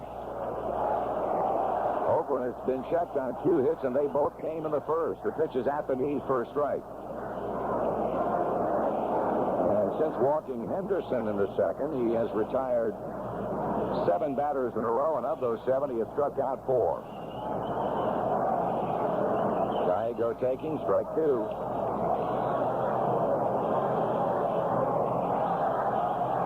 No balls, 2 strikes quickly to the diminutive Oakland shortstop.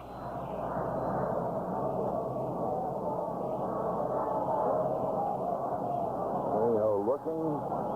Rijo winding, and Rijo throwing, and Gallego fouls it back to keep it at 0-2.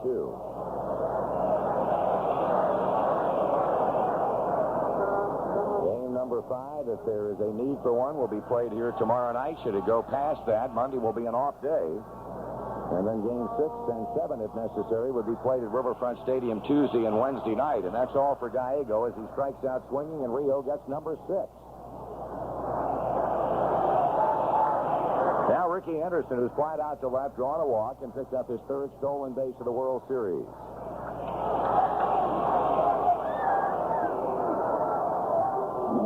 If you joined us late, the Reds have lost tonight due to injury Billy Hatcher and Eric Davis.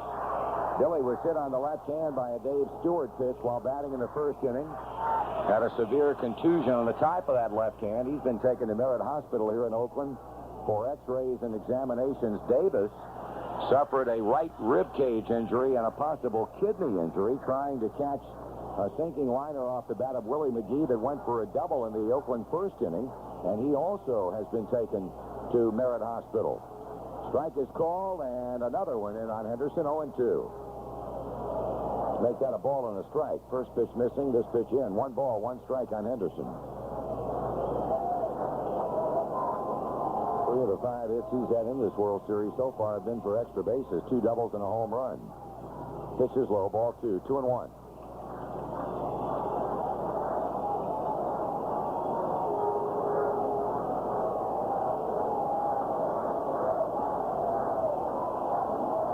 And time is called as Rio rocked into the wind. Henderson said timeout with plate umpire Ted Hendry, and Ricky backs away from the plate.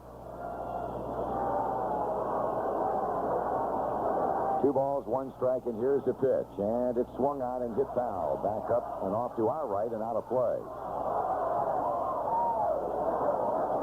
I still can't understand why the scoreboard out in right field has the final scores from the final day of the regular season. I do not understand that. In case you forgot, I guess they're providing a little extra service for the fans here at the Oakland Coliseum. That's been bothering me since yesterday.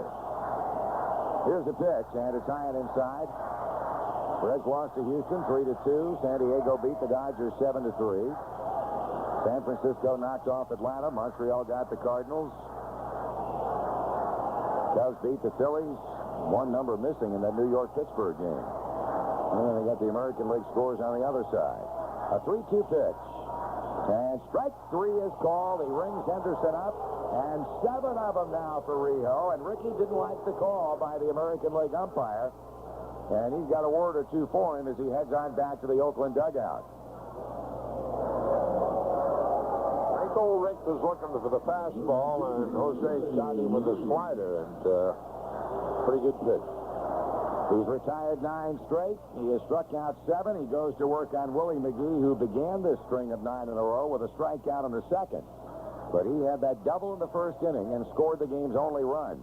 He swings and grounds it foul.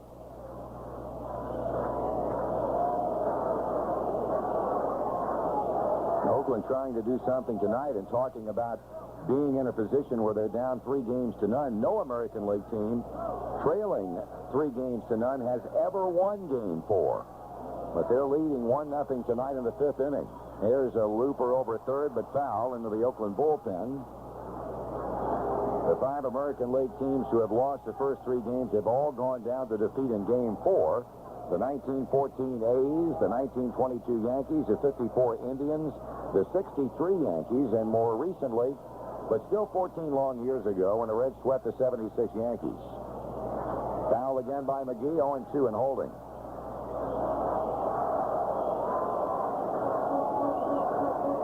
And an A's team has never lost 4 postseason games in a row since moving west from Kansas City. But still anybody's game, 1-0 in the 5th inning. The pitch. And he missed, and not by much. A ball.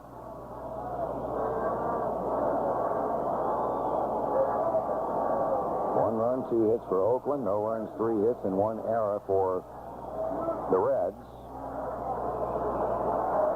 Rio kicks and fires, and a grounder foul again as McGee continues to make contact. Willie's an Oakland youngster, and I would imagine he'd like to hang around here given the kind of success the Oakland club has had in the last 3 years and what their future might hold as far as 1991 is concerned. It all boils down to whether or not Sandy Alderson and the rest of the Oakland hierarchy are willing to pay out the dough necessary to keep him in an A's uniform.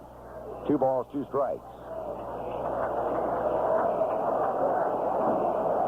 He is still the kind of player that could go anywhere, American or National League. That probably would not hold true for a fellow like Harold Baines, who simply has a value of being a DH, and a good one at that, the way he can swing the bat. Hard hit ground ball. Duncan makes a pickup, and he'll throw McGee out, and that ends the inning. And for the 3rd straight time, Oakland has gone down in order. Yet at the end of 5, they lead Cincinnati 1-0. Visit the location nearest you in Columbus, Indianapolis, Louisville, and Cincinnati. 700 WLW.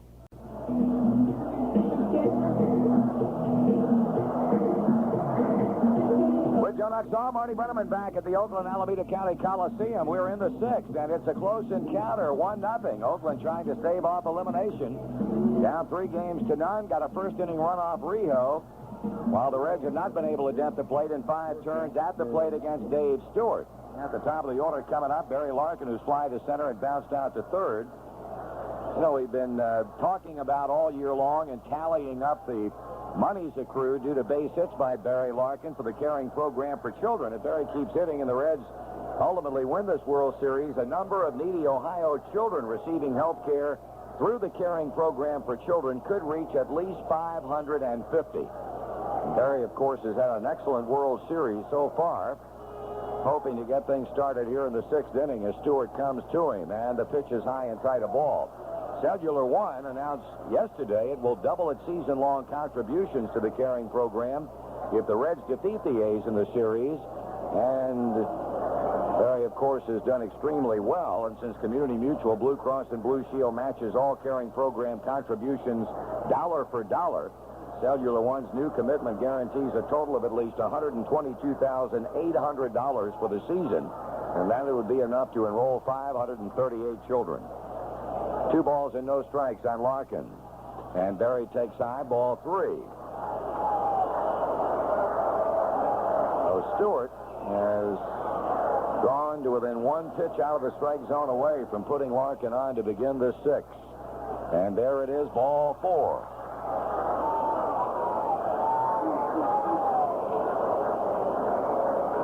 That'll bring up Winningham, who had to come off the bench to replace Billy Hatcher in center field. He batted in the 3rd and bounced out to Mark McGuire. So Stewart walks his first of the night. And now faces Winningham as Lansford creeps in on the grass at third base. Larkin with excellent speed. And a step off by Stewart. That is about as predictable as the sun coming up. He has done it every time when the man has reached first base. He'll show you that quick step off and take the quick look over. To the belt and to the plate. Winningham tried to put a bunt down, but did not get it. No, he didn't offer at it a ball.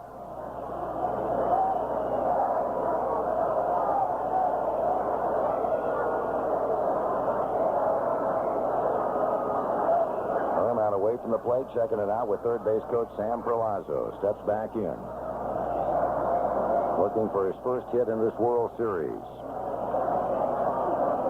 Larkin leading, and Stewart turns and throws over to Mark McGuire. Cincinnati sits tonight a single by Sabo with 2 outs in the 2nd, a leadoff Oliver double in the 3rd, and a single leading off the 5th inning by Chris Sabo. Now Lou Piniella comes out of the dugout, points down toward the left field line. Well, Marty, there was someone with a light down the left field line, and I don't know whether it was a TV camera or someone with a flashlight, but nevertheless, a third base umpire is headed down that way. Frank Pulley, along with a couple of the Oakland's finest, and apparently somebody with a flashlight shining it into Herm's eyes, and Lou picked it up right now, and let's see if they find the culprit and remove him from the ballpark. Well, the police officer standing right down there on the warning track looking up into the stands. Frank Pulley pointed out the person in question, and now with the walkie-talkie, the police officer has gotten one of the stadium ushers or attendants to come down in the area to see exactly, that's exactly what it was, a flashlight. Well, I guess when desperate times arise, desperate measures are needed. And that Oakland fan feels if a flashlight might help the cause of his ball club, why not? But Lou Piniella picked it up immediately, and it didn't take him long. He might well have wasted a few bucks. He might have. They're taking him out of the park. Mm-hmm. Well, you dance, you got to pay the fiddler. He danced, and he's going to pay. Here's Winningham now with a count of a ball and no strikes. Lansford well in at third, and the step off by Stewart and the look over.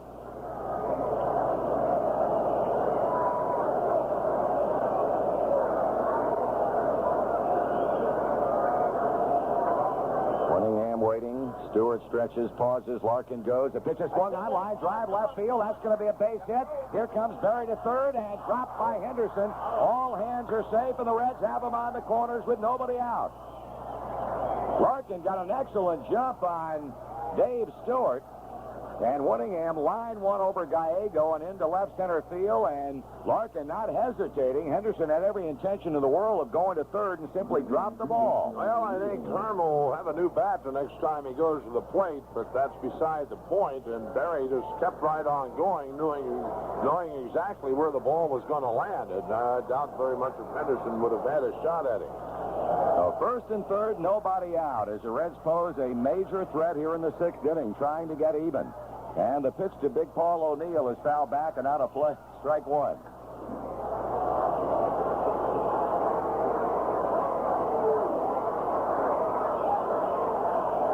O'Neill has bounced to second, has struck out. Makes up for a lot of lost ground in this World Series. His average now stands at 0.91. With only one hit, a single last night in game number 3. The infield back at double play depth. They'll give up the run. All over his last 7. With runners in scoring position. Stewart back to the plate, and it's swung on and popped up. The shortstop will play it. Mike Gallego, and Stewart a third of the way home.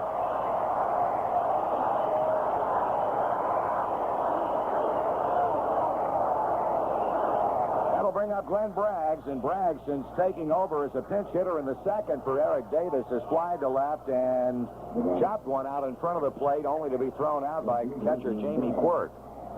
For the absolute best sports coverage in town, keep it on the big one. For Chris Collinsworth Sports Talk and 2020 Sports all weekend long. It's on your official World Series station, 700 WLW.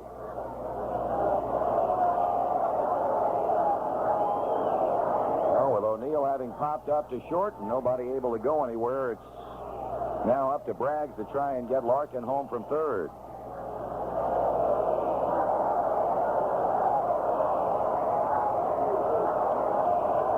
Stewart throwing, Braggs taking outside. Ball one.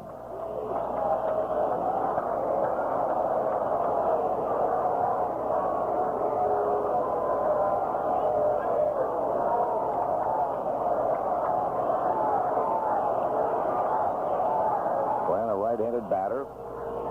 Batted .299 during the regular year. Has a run batted in this World Series, and hopefully can talk about a second after this at-bat. Here's the pitch, and it's way inside. 2 balls and no strikes. This has been the kind of ball game, given the level of pitching we have seen from Dave Stewart and Jose Rijo, where the bullpens have enjoyed a night off. There's been no one up in either pen throwing through the first 5+ innings of play here. Now Stewart behind, 2 balls and nothing on Braggs. Larkin at third, Winningham leading at first. Braggs takes high, ball 3.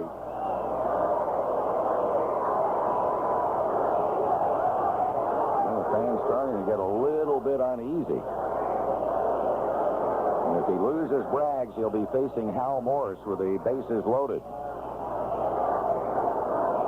Quirk looking into the Oakland dugout. Hangs the sign for Dave Stewart. And the pitch. That's ball 4. Winningham goes to second. Braggs gets a walk that loads him up for Morris.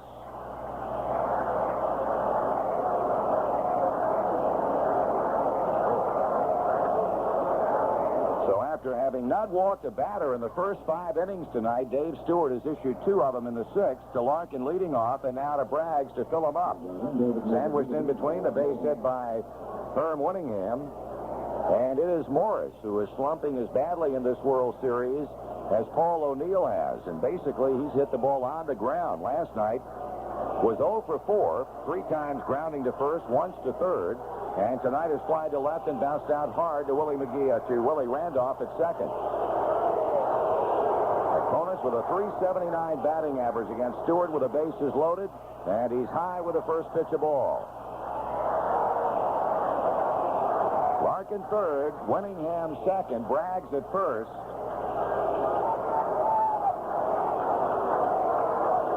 Again, they give Morrison a lot of room down the right field line. Willie McGee shading him toward the alley in right field. And a ground ball slapped to second. Randolph goes to Gallego, and to throw to first, a double play. to 6-3 as the problems for the rookie continue at the plate. No runs, one hit, two are left. In the middle of the sixth inning, Oakland remains up by one.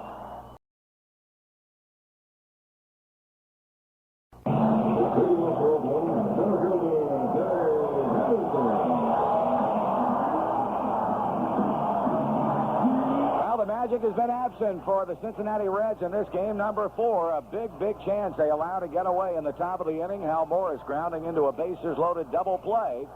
And now we move on to the bottom of the sixth inning where the Reds still trail by a run. Dave Henderson has popped to second and is struck out as he faces for the third time Jose Rijo. And Jose throws a pitch inside corner, call strike.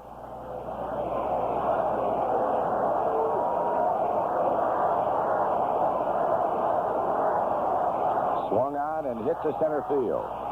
It'll be Herm Winningham's ball to play, and he does, one out. That is 11 in a row now retired by Rijo, and he'll face Harold Baines, who's drawn an intentional walk and has grounded out to shortstop.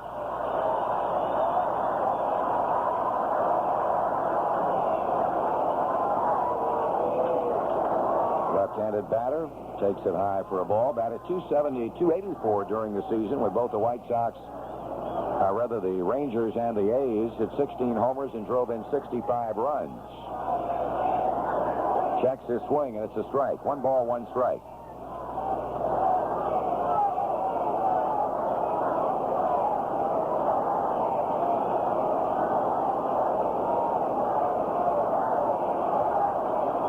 Jose waiting on Baines to come back.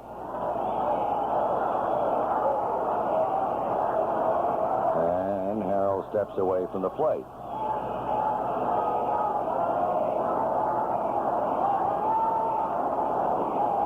Rijo coming with a 1-1, and Baines swings and pops it in the air to center field.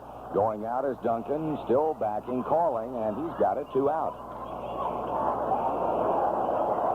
Well, there can be no question about Rijo's performance tonight. He has certainly been able to rise to the occasion. The Reds offensively, however, have not been able to get it done through 6 innings against Dave Stewart. The batter is Carney Lansford. He had the 2-out single in the first inning that scored Willie McGee.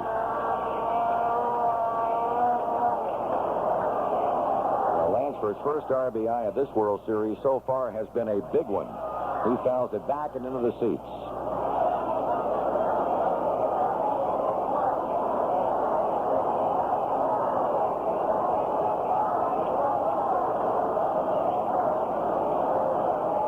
And a ground ball hit to third. And the throw across from Sabo to Benzinger ends the inning, and the beat rolls on for Jose Rijo. We move to the 7th inning. Oakland 1, Cincinnati nothing. Hut one. Wide open! Are you ready for the hottest new magazine to ever hit the racks? A magazine so far ahead of its time, there's only one like it. A magazine that's such a breakthrough, you don't read it and you don't turn the pages. It's Persona Video Magazine, the only exclusive celebrity interview magazine where the celebrities speak for themselves. And it comes to you on an erasable 2-hour video cassette. Persona Video Magazine, only $4.95 at checkout counters everywhere. Remember, if you can't find it, ask for it. Persona Video Magazine.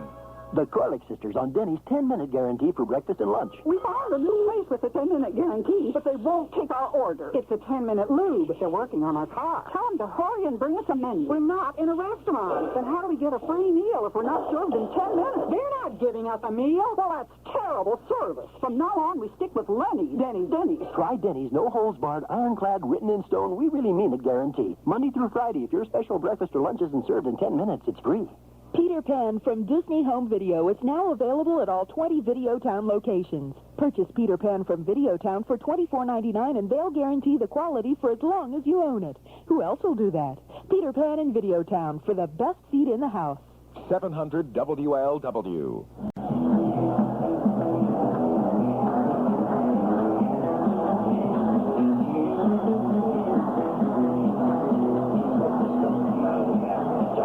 still trail by a run. We're in the 7th inning, and it'll be Chris Sabo to be first up against Dave Stewart. Back with a play-by-play. Here's Joe. Thank you, Marty. And Chris owns half the 4 hits the Reds have had off Stewart. Boy, a big opportunity in the 6th inning to at least tie the game, but nothing. In the 3rd inning, Joe Oliver led off the inning with a double, but was stranded at second as Duncan bounced back to the mound. Larkin grounded to third, and Winningham grounded to first to end the inning. Reds have had opportunities, not a whole lot of them, but a couple of real good ones. Stewart delivers to Sabo, and is swung on and hit deep into left field. Henderson going back. He looks up, and it's off the top of the wall. On his way to second, Sabo, the throw off target, and a leadoff double by Chris Sabo. That ball just missing, going out of here. So here we go again. Hit number 5 for the Reds. Sabo gets his first double of the year. I think Chris off the bat thought that ball was out of here, but it just misses, going out of here by probably 2 inches. So Sabo's at third base, nobody out, or second base rather, nobody out, and Benzinger at the plate, and Todd takes low, ball 1. Benzinger has hit the ball hard 1 out of 2 times. That was in the 2nd inning when McGee robbed him of extra bases. Sabo, his 3rd hit of the ball game.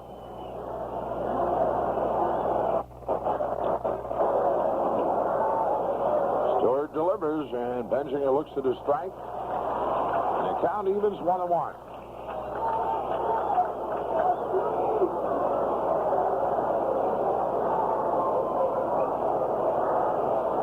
Joe Oliver waiting on deck. Stewart the stretch. A check of Sabo. And the pitch, and Benzinger swings and pulls it to Randolph at second. That moves Sabo to third, and with 1 out, Joe Oliver the batter.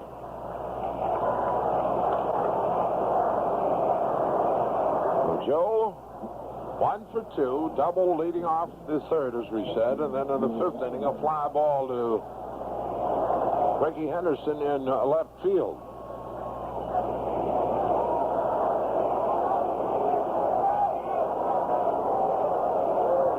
Duncan, the on-deck batter. The Oakland infield plays in. Hopeful to cut off Sabo at the plate. Stewart the stretch. And the pitch. And Oliver swings and pulls it down the left field line, but it's going to be a foul ball. 0-1. Now Jamie Quirk will have a word with Dave Stewart.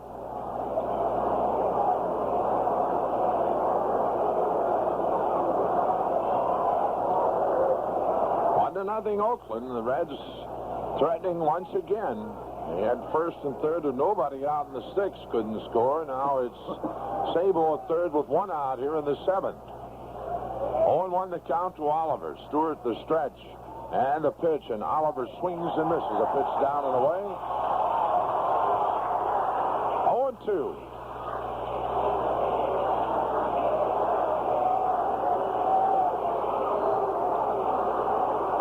Stewart in front, no balls, 2 strikes to Oliver. The stretch. And the 0-2, and Oliver swings and bounces to Langford. Lansford at third. He looks Sabo back 2 away. And we'll pause for station identification on WLW Radio. Hi, I'm Mike McConnell. If you missed midday last week, we talked about the Reds and the A's and the Reds, American League, National League and American League, batting gloves, bats, baseballs, and a whole bunch more. Who knows what Monday will bring, but you be here for it, 10 to 2. On the big one, 700 WLW Cincinnati. A 2 away, and Mariano Duncan to the plate. Sabo still at third. He led off the inning with a double, moved to third on a ground out by Benzinger. And Duncan takes low and outside a ball. Reds have had 5 hits in the game, Sabo with 3 of them. Jamie Quirk hangs the sign. Stewart sets and delivers, and it's a swing and a foul. 1-1.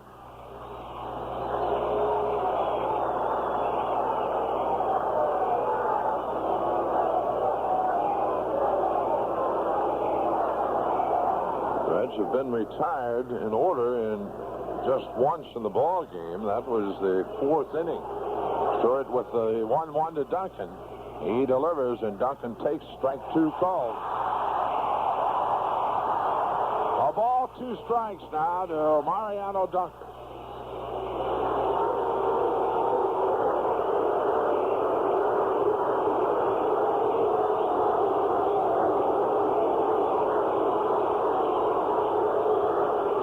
Sabo at third base. A ball, 2 strikes. Stewart ready with the 1-2.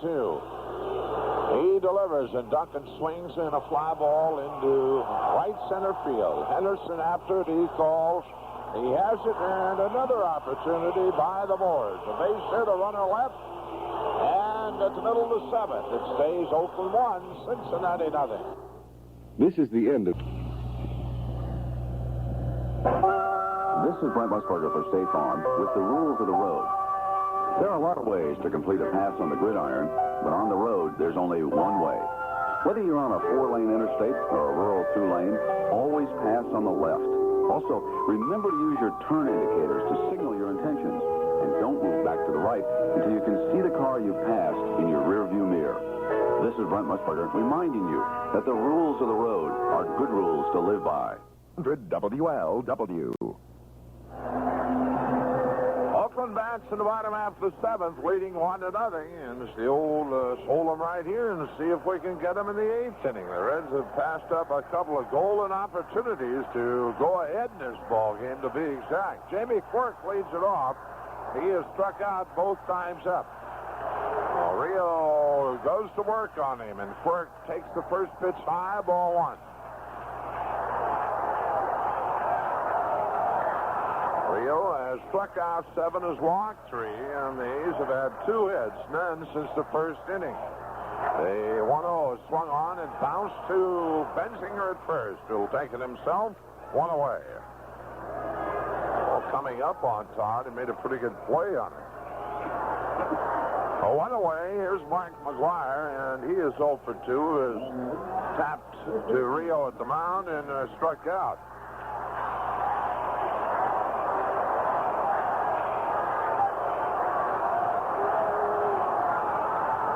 Delivers, McGuire swings, and a fly ball into right field. Drifting back, O'Neill. At the edge of the warning track, he hauls it in. So 2 away, and the batter is Willie Randolph. Randolph has grounded to Sabo and has grounded to Larkin in his 2 times up.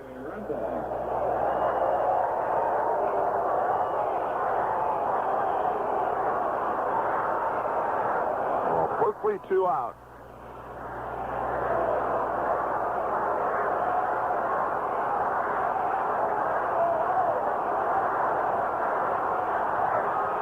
Rio delivers, Randolph takes, strike called.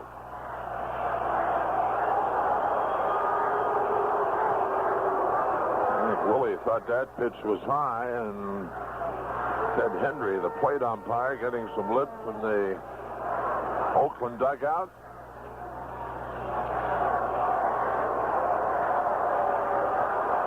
Rio, the 0-1 delivery. That's strike 2 called in the outside corner, and the count quickly 0-2 to Willie Randolph. Jose delivers a half-swing bouncer, and it rolls foul off third. Ladies and gentlemen, your attention, please. Fred Garvin and Greg Lynn. Fred Garvin, Greg Lynn, please report to security. No balls, 2 strikes to Willie Randolph. 2 out, the base is empty.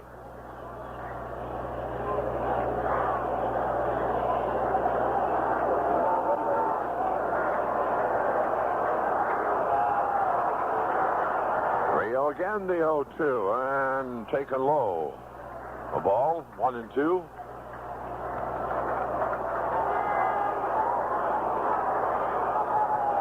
Reds have not hit the A's 5-2, but trail 1-0. Is swinging a fly ball to center. Herm Winningham moving toward the right center. He has it, and that's the inning. So once again, the A's go out in order, and after 7, A's 1, Reds 0. Few in the world could twist a phrase like Casey Stengel or make us feel so good about hearing something we didn't understand. I would say I wouldn't know, but I would say the reason why they'd want it passed is to keep baseball going as the highest baseball sport that has gone into baseball, and from the baseball angle. I'm not going to speak of any other sport. I'm not in here to argue about other sports. I'm in the baseball business. Some topics of conversation, of course, are essential for us to understand. Insurance coverage, for example. However, insurance terminology can sometimes be confusing, which is why a Prudential agent will answer as many questions as you have, as many times as you want, in everyday words you can understand, to help you get your piece of the rock.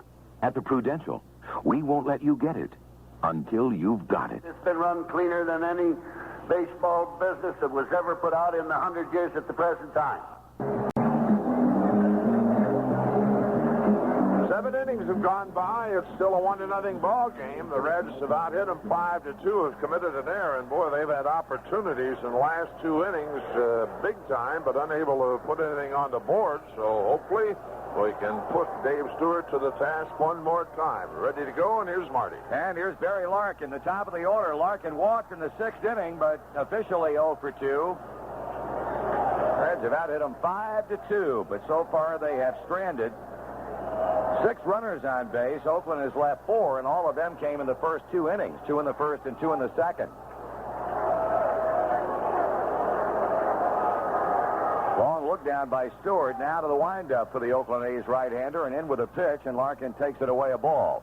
Well, I'll tell you, when Jose Rijo came off the field after getting Randolph to end the 7th, he was yelling and shouting at his ball club, obviously having to do with let's go. Time is running out. We only need 1 or more. That pitch on the outside corner for a strike, and he can tell you that while he's not up and throwing, Dennis Eckersley, between innings, left the Oakland dugout and headed on down to the bullpen. Yellow balloon slowly coming between Randolph and McGuire toward the mound as Larkin fouls back the pitch, and Stewart jumps in front. And that balloon now rolling right back behind the mound, continuing his journey toward third, and it dies a violent death. Dave Stewart just stomped on it, puts the remnants in his right back pocket, and will go back to the mound. When you need to know, News Radio, 700 WLW.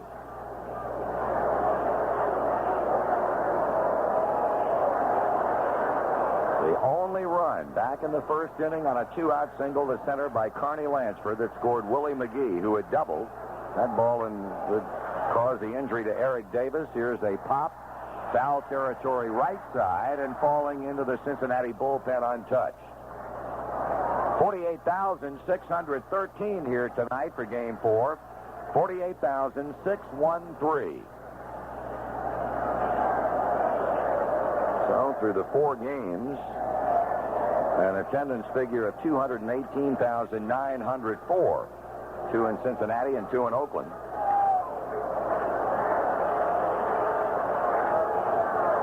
Stewart rots, kicks, and fires. And Larkin hits it hard. Base hit. That ball's into left center field. Dave Henderson coming over to make the pickup and wheel it back toward the infield. And let's ring the old cash register one more time. Another $1,000 donation for the Caring Program for Children. From Cellular One and Community Mutual, it now stands at $62,400. And that base hit by Larkin will stir him up in the Oakland bullpen, and yes, Dennis Eckersley will start to throw along with left-hander Rick Honeycutt.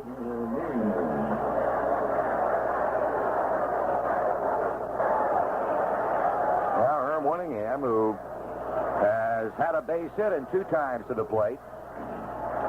Lansford will again play him shallow at third base. 6 hits now for the Reds.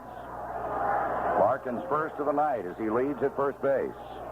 And the stretch and the pitch, and here's a bunt attempt, but foul, and that ball apparently went off the left wrist of plate umpire Ted Hendry.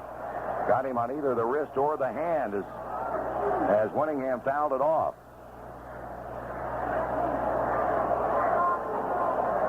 Well, we've had 2 blowouts in this World Series, 7-0 in Game 1, 8-3 last night in Game 3.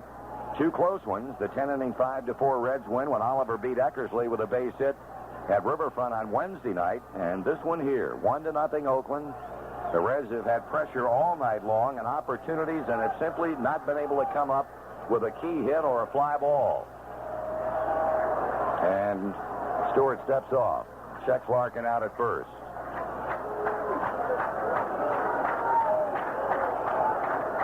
Reds have attempted but one stolen base tonight, and that was Hatcher after being hit by a pitch in the first inning, and Jamie Quirk threw him out. Winningham takes the bat away, and that's strike two.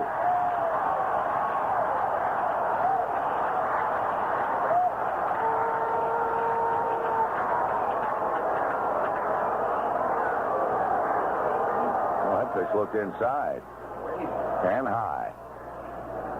So Herm trying to move Barry along with a bunt.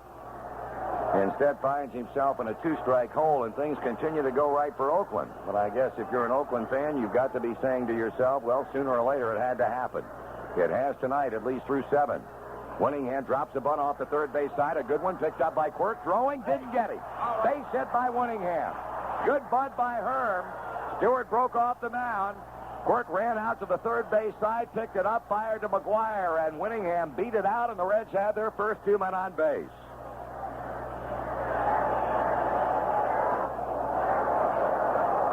Oh, as Joe is wont to say, here we go again.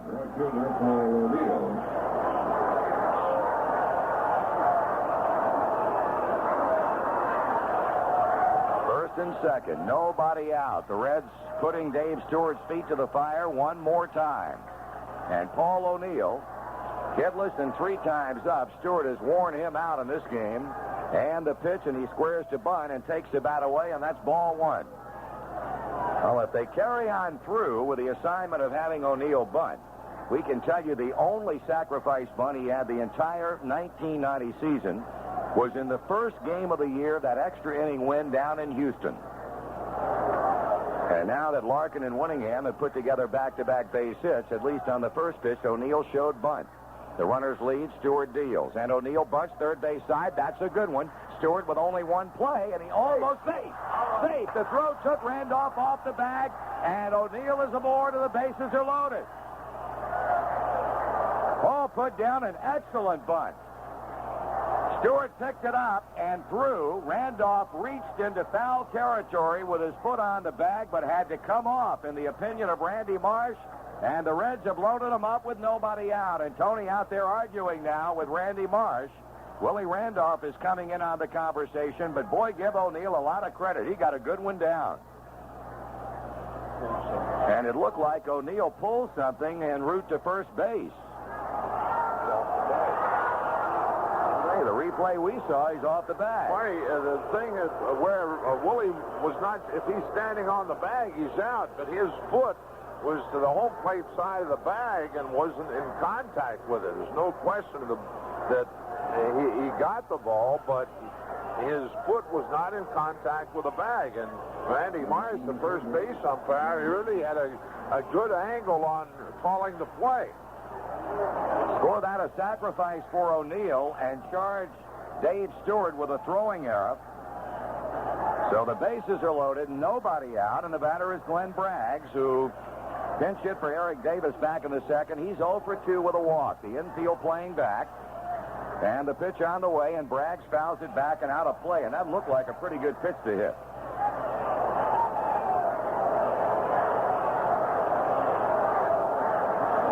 Indeed amazing, given the plight of this Oakland ball club, that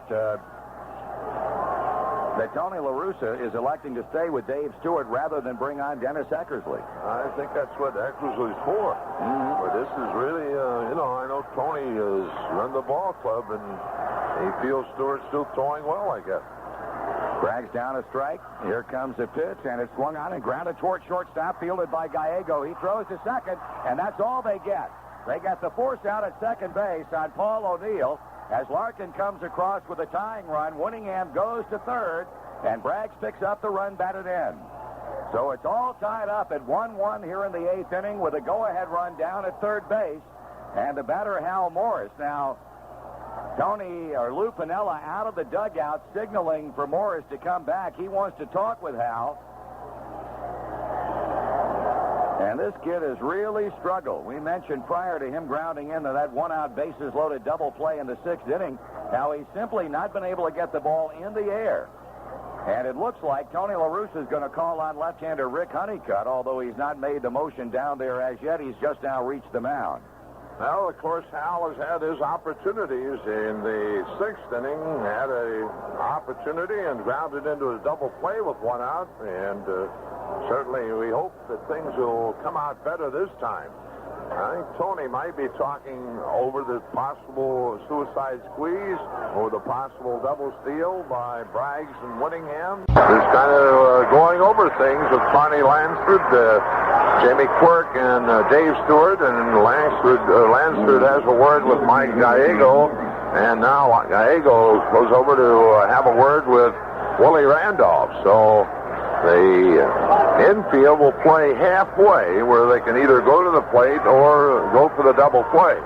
And again, Hal Morris looking for a pitch that he can get up in the air, short of getting a base hit, at least hit a fly ball deep enough to enable Whittingham to score from third. Stewart, of course, working out of the stretch, and his pitch, and it's taken down low, ball one. And he had squared the butt. I don't know if a safety squeeze might have been on. Marty, I think maybe they keep him from swinging at the first pitch that Lou, and this is just a guess. Good Lou point. said, hey, you go bluff a bunt on the first pitch. Lansford's playing a step or so in on the grass at third. As Joe mentioned, Gallego and Randolph are about halfway. And a step off by Stewart. Credit Braggs with a run batted in. Grounded to short. They got the force play on O'Neill, who appeared to pull something, running from home plate to first base. Then went in and attempted successfully to break up a double play. Now the 1-0 nope, a throw on to first base, and Braggs is back. A run, 7 hits, an error for the Reds, a run, 2 hits, and an error for the A's. The game is tied here in the 8th inning at 1-1. The go-ahead run at third base in Whittingham. Morris waiting on the pitch. And Stewart unloading to the plate. And a swing and a high fly ball hit back into right field. That's going to get the job done. Willie McGee makes the catch. Whittingham tags and comes home. And the Reds in the 8th inning have taken a 2-1 lead. Well, after frustration, Hal Morris drives one back into right field. And Whittingham scores after the catch by McGee. Cincinnati has taken a 1-run lead and a big step toward a possible 4-game series sweep.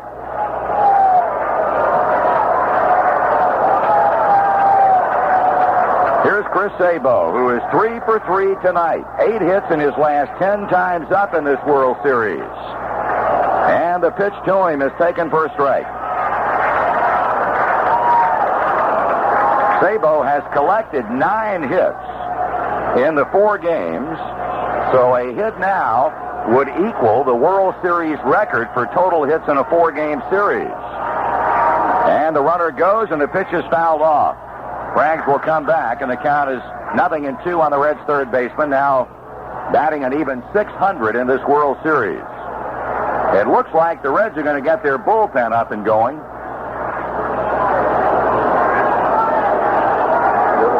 Randall Kirk will start to throw along with Rob Dibble. Stewart had 2 strikes. Braggs back at first. The pitch and a very high pop-up will be in play in foul territory. Jamie Quirk defers to Mark McGuire, who makes the catch, and that ends the inning. But the Reds get 2 runs on 2 hits, 1 error, and 1 left. And at the end of 7.5, it's the Reds 2 and the Athletics 1. Susan. Yeah, honey? Happy birthday. My birthday's in July. Got you a present. It's not my birthday. No. No. Well, I was late last year. You know, I'm really sorry, so I got No, you weren't. I wasn't? No. Well, I found something so perfect. I just couldn't wait to buy it for you. Okay, what's going on? What? Did you get it free or something? No, I bought it with my Visa card. Isn't Visa having some contest right now? I don't know what you're talking about. Oh, that's what you're doing. What am I doing? You're trying to win that Visa Our Treat sweepstakes. Susan, you've got a cynical streak. If you want to treat somebody special, now's a better time than ever. Because from now through December 31st, when you use your Visa card, you could become one of over 15,000 Visa cardholders who win what they buy. And that explains why my birthday present this year is 6 months early. Did I say birthday? I meant anniversary. Offer valid October 1st through December December 31st, 1990. No purchase necessary. Void where prohibited or restricted. Must be 18 or older to enter. For complete official rules, call 1-800-833-6362. 700 WLW.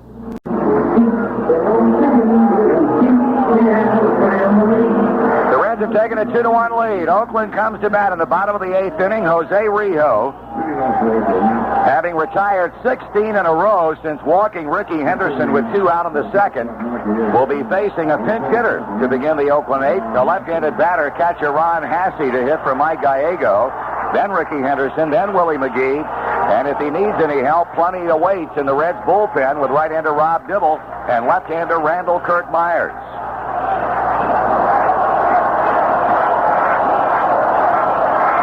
Hasse hit .213 during the regular year, 5 home runs, 22 RBIs. Rijo, through 7, has been magnificent. His first pitch of the 8th inning to Hasse, and it's taken for a strike. Ron was the first game starter behind the plate, or make that the second game starting catcher for Oakland. He checks his swing on a fastball, and the count evens at 1 ball, 1 strike. And drove in a run in game number 2. He had a hit in 3 times up and got an RBI on a sacrifice fly. 1 ball, 1 strike. Rijo sights the sign, kicks and he throws, and the pitch is in the dirt. Hasse goes down as the ball bounces away from Joe Oliver. So 2-1 on the pinch hitter for Oakland. A Hal Moore sacrifice fly breaks a 1-1 tie after Braggs hit into a force play at second to get the tying run in the top of this inning.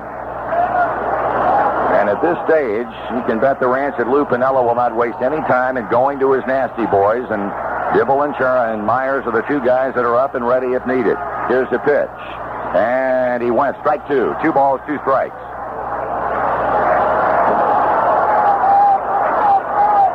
Jose Canseco out of the Oakland lineup tonight and has played the role of spectator. Rijo with a break-even pitch, and Hasse grounds one towards second base. Duncan makes the pickup. He throws, and there's 1 out.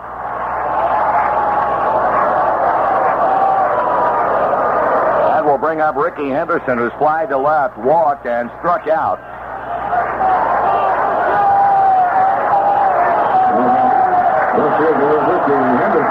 Every at-bat right now for Tony La Russa's ball club, absolutely critical. Sabo deep at third, guarding the line, now coming a step or so away from the line at third base. The pitch to Henderson has taken strike, and Rijo has been absolutely amazing. First pitch, strike after strike after strike.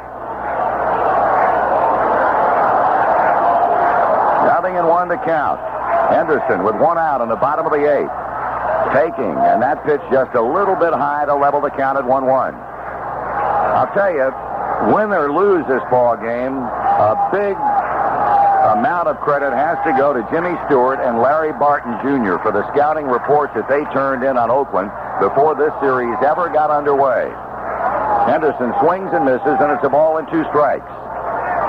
Larry, a West Coast scout for many years in the Reds organization. Jimmy, of course, the Reds advanced scout, looking at major league clubs during the year, and you just can't underline the importance enough of the good job that they have done. Here's the pitch, and Henderson goes. He went, yes, indeed. Hendry throws the right hand up. Oliver drops the ball, and now will throw on to first base to complete the strikeout, and Hendry gives it to Henderson one more time just to let him know, you're gone. That is 8 strikeouts for Rijo, and with every out he records, I'll tell you, it's going to be awfully tough to determine if the Reds win this game, who's going to be the most valuable player. But Rijo would certainly be a serious contender if the Reds go on to win tonight and complete a 4-game series sweep, along with people like Chris Sabo and Billy Hatcher. Those guys down in the bullpen, it's not going to be easy choice at all. Here's Willie McGee with 2 out. And he swings and hits it to center field. Herm Winningham moving toward right center. He's got it. And the A's are out in order, and that's 19 in a row now, retired by Rijo. And at the end of 8, The Reds 1 inning away from a World Championship. They lead the A's 2-1. This is a story about a guy named Dan. Sold computers by the ton. He was an IBM man. Dan sold those PSPs, but he wanted to do more. So he gave away big rebates, free software galore. Quick credit, deferred payments, and this is no tale. Dan was making deals on a truly grand scale. Selected PS2 systems before January 15th, and your participating IBM authorized dealer will throw in big rebates, quick credit, and deferred payments for qualified buyers. Up to $600 of free software and great deals on selected IBM printers, too. Well, Dan was mighty grateful to those folks who filled his store, so he told them all as they left the mall. Thank you. Please come again. See your participating dealer for complete details and purchase requirements. Call 1-800-232-2300 for the nearest dealer. Offer limited while supplies last only in the USA. 100 WLW. 2-1 Cincinnati. We're in the top of the ninth inning here at the Oakland Alameda County Coliseum. Dave Stewart still on the mound as he goes to work against Todd Benzinger, and the pitch is swung on and bounced to Randolph at second. He moves toward first to field, and he tosses on to Mark McGuire. A change on the Oakland infield. Mike Bordick, the rookie, who we alluded to earlier tonight, has now taken over at shortstop from Mike Gallego. And the hitter is Joe Oliver. He's doubling 3 times up. Oakland with a run in the first. The Reds score twice in the 8th inning. Here's a pitch to Oliver, and it's swung on and fouled away. Strike 1. Myers and Dibble have now retired to the bullpen bench. They will no doubt be back up and throwing when Rijo goes back out in the bottom of the 9th inning. Swung on and a high fly ball to left. Ricky Henderson comes on to put it away for out number 2, and we'll pause for station identification on 700 WLW.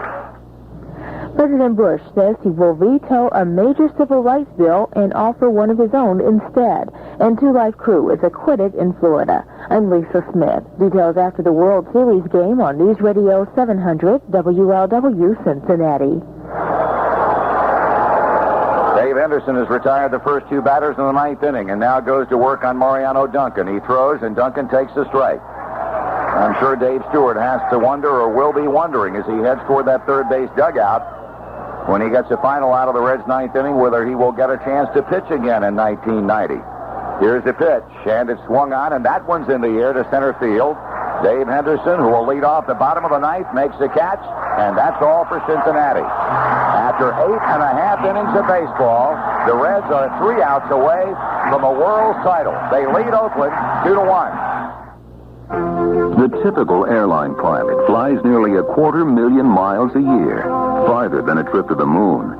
By the time his career is over, he will have logged 7 million air miles and made over 7,000 takeoffs and landings. But actually flying the aircraft is only one part of a pilot's job. Pilots spend more time working on the ground than they do in the air. For instance, they're in training an average of at least 2 weeks each year. And before each flight, they review weather data, select the smoothest route, inspect maintenance logs, run through checklists, and physically inspect the plane to make sure it's in top-notch condition. It's a safety drill repeated over and over again, over 34,000 times a day, 12 million times a year on every commercial airline flight. But it's a safety check that never gets routine to the 42,000 members of the Airline Pilots Association, because to the professional airline pilots, safety is a daily commitment. Well, the Oakland Athletics, after a great year that saw them win 103 games during the regular season and then sweep the Red Sox in the American League Championship Series, have come down to 3 final outs. They trail the Reds by 1. Cincinnati, with a World Championship in its grasp for the first time in 14 years, and Rijo will have to get some tough customers and nail it down. Dave Henderson leads it off, and the pitch is swung on and missed. Once again, Myers and Dibble are up in the bullpen. A right-handed batter in Henderson, a left-handed batter in Baines, and a right-handed swinger in Carney Lansford. That is the trio who will definitely bat off Rijo here in the 9th inning. His strike 1 pitch to Henderson is fouled straight back, and Rijo in front 0-2. For the record, Henderson has popped to second, struck out, and flied to center field.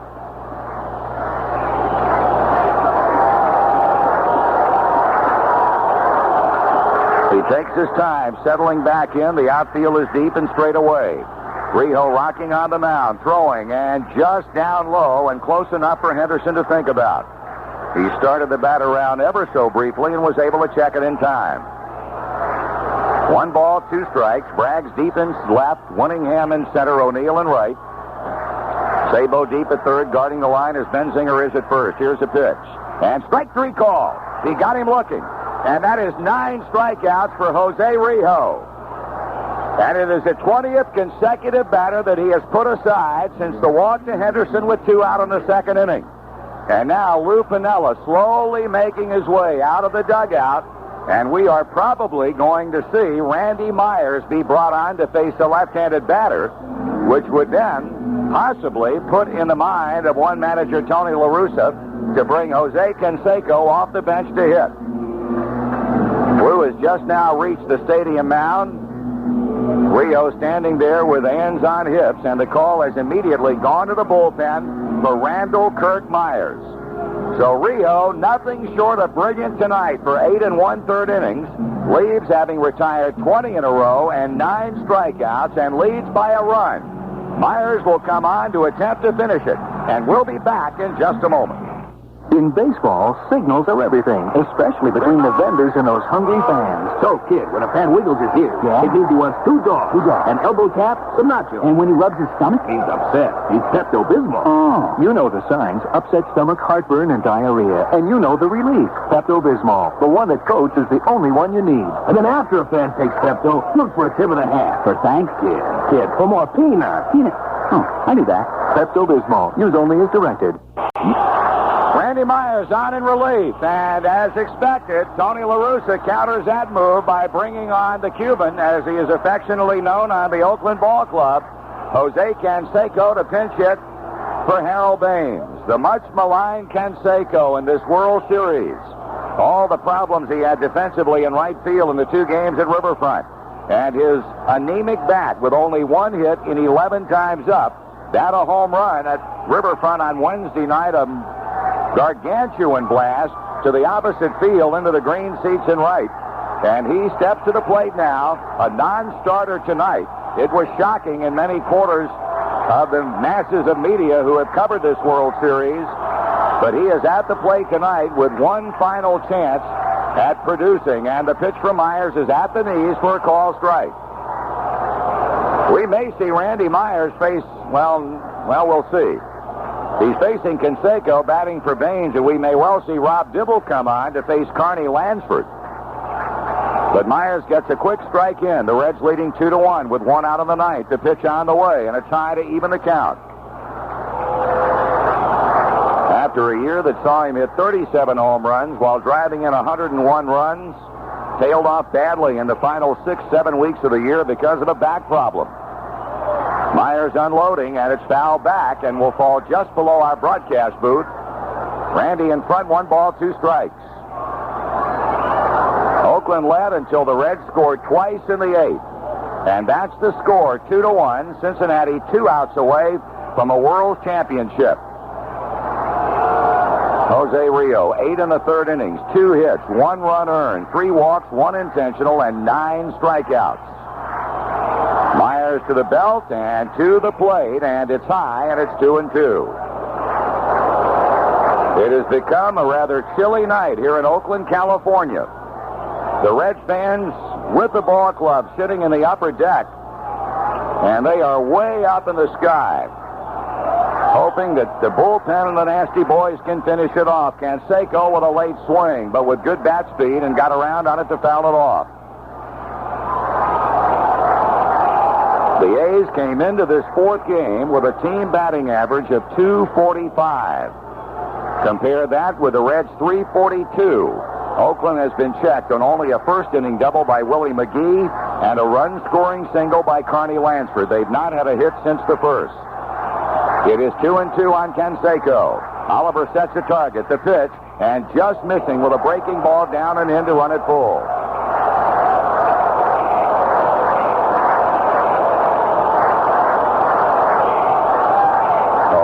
steps back on again as he's run the string out. Canseco right down on the end of the bat. Swung on, chopped toward third. Sabo charges. He gets, he throws, and they're 2 out. Routine ground ball to a charging Chris Sabo at third. And now will Lou Piniella stay with Randy Myers against Carney Lansford, or will he bring on right-hander Rob Dibble? Apparently he's going to stay with Myers, and Lansford, who has had the last Oakland hit, steps to the plate representing Oakland's last hope.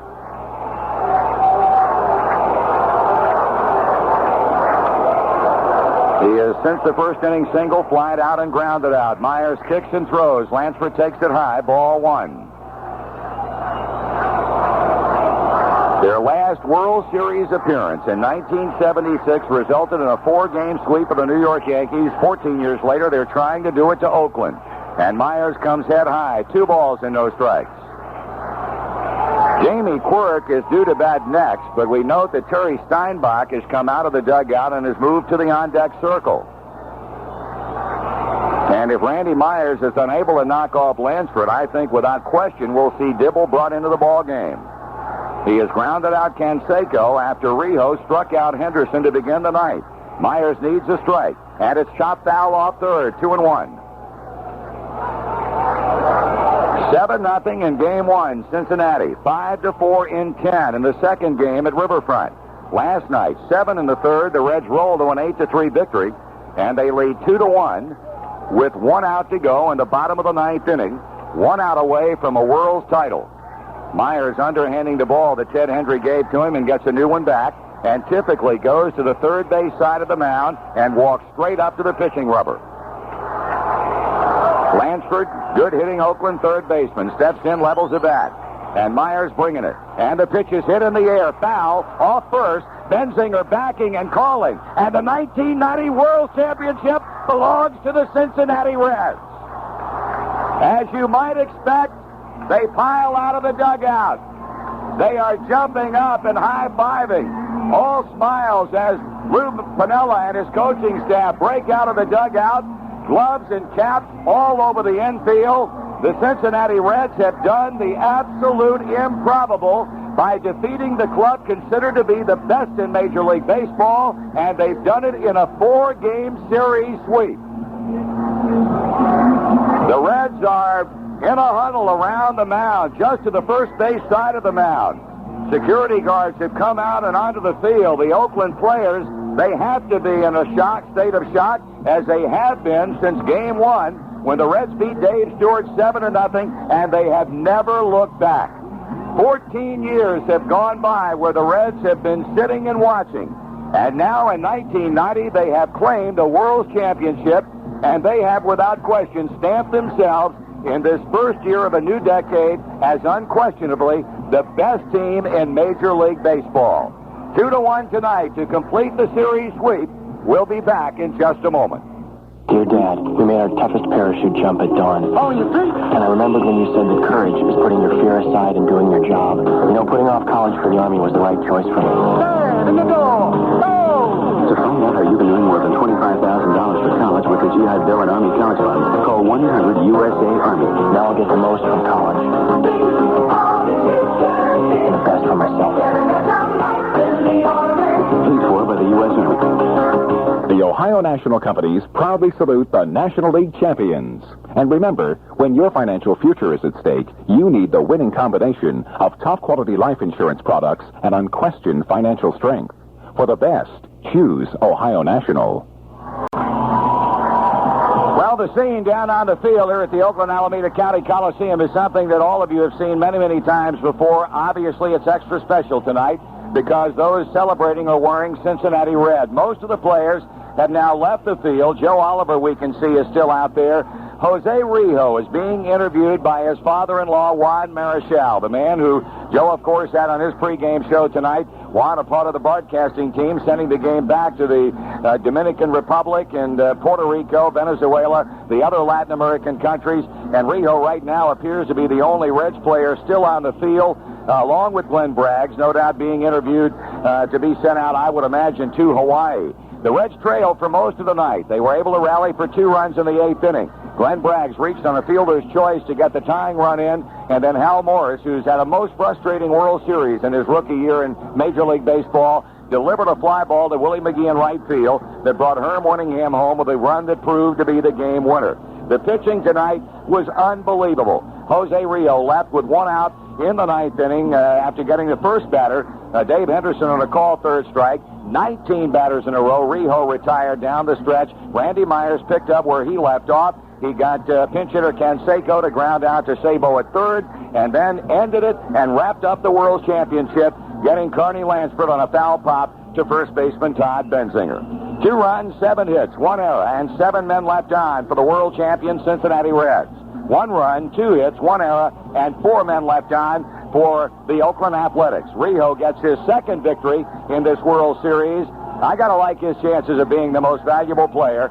And a save goes to Randy Myers. The loss, of course, pinned on Dave Stewart, who went all the way in a losing effort, his second losing effort in the 4-game series sweep. The Reds, I don't know what more you can say about them. Overachievers, I have to wonder. They simply kicked their level of play up 1 or 2 notches when the regular season came to an end and the postseason started. Beating the Pirates 4 out of 6 in the National League Championship Series and doing what nobody ever expected to happen, and that is sweep the Oakland Athletics 4 in a row to win the World Championship. 2-1 the final score. Stay tuned. Joe comes up next with the star of the game show. We, of course, a little bit later on will be back down interviewing the people involved in what has been a truly memorable season. So stay tuned. Joe coming up next with the star of the game show. Once again, the final score as the Reds complete a 4-game series sweep to win the World's title, beating Oakland tonight 2-1. And a deep left center field, looking up, and score! Cincinnati Reds Baseball, brought to you by Bud Light. Everything else is just a light. By Marathon and the Marathon Dealers, an American company serving America. By JPM, for the family of the 90s, enjoy the quick, great taste of JPM. By your local Pepsi-Cola bottlers. Pepsi, the choice of a new generation. And Delta Airlines. Delta loves to fly, and it shows. And by Community Mutual Blue Cross Blue Shield. Community Mutual, the strength to lead. By Kroger, the home of quality products and low prices. By Fifth Third Bank, the only bank you'll ever need. And by your local Tri-State Chevy dealers. In the Tri-State, nobody's winning like the heartbeat of America. Tune in next time for Cincinnati Reds Baseball on the Cincinnati Reds Radio Network. And this copyrighted recording is licensed by Major League Baseball. Any reproduction or other commercial use of this recording in whole or in part is prohibited.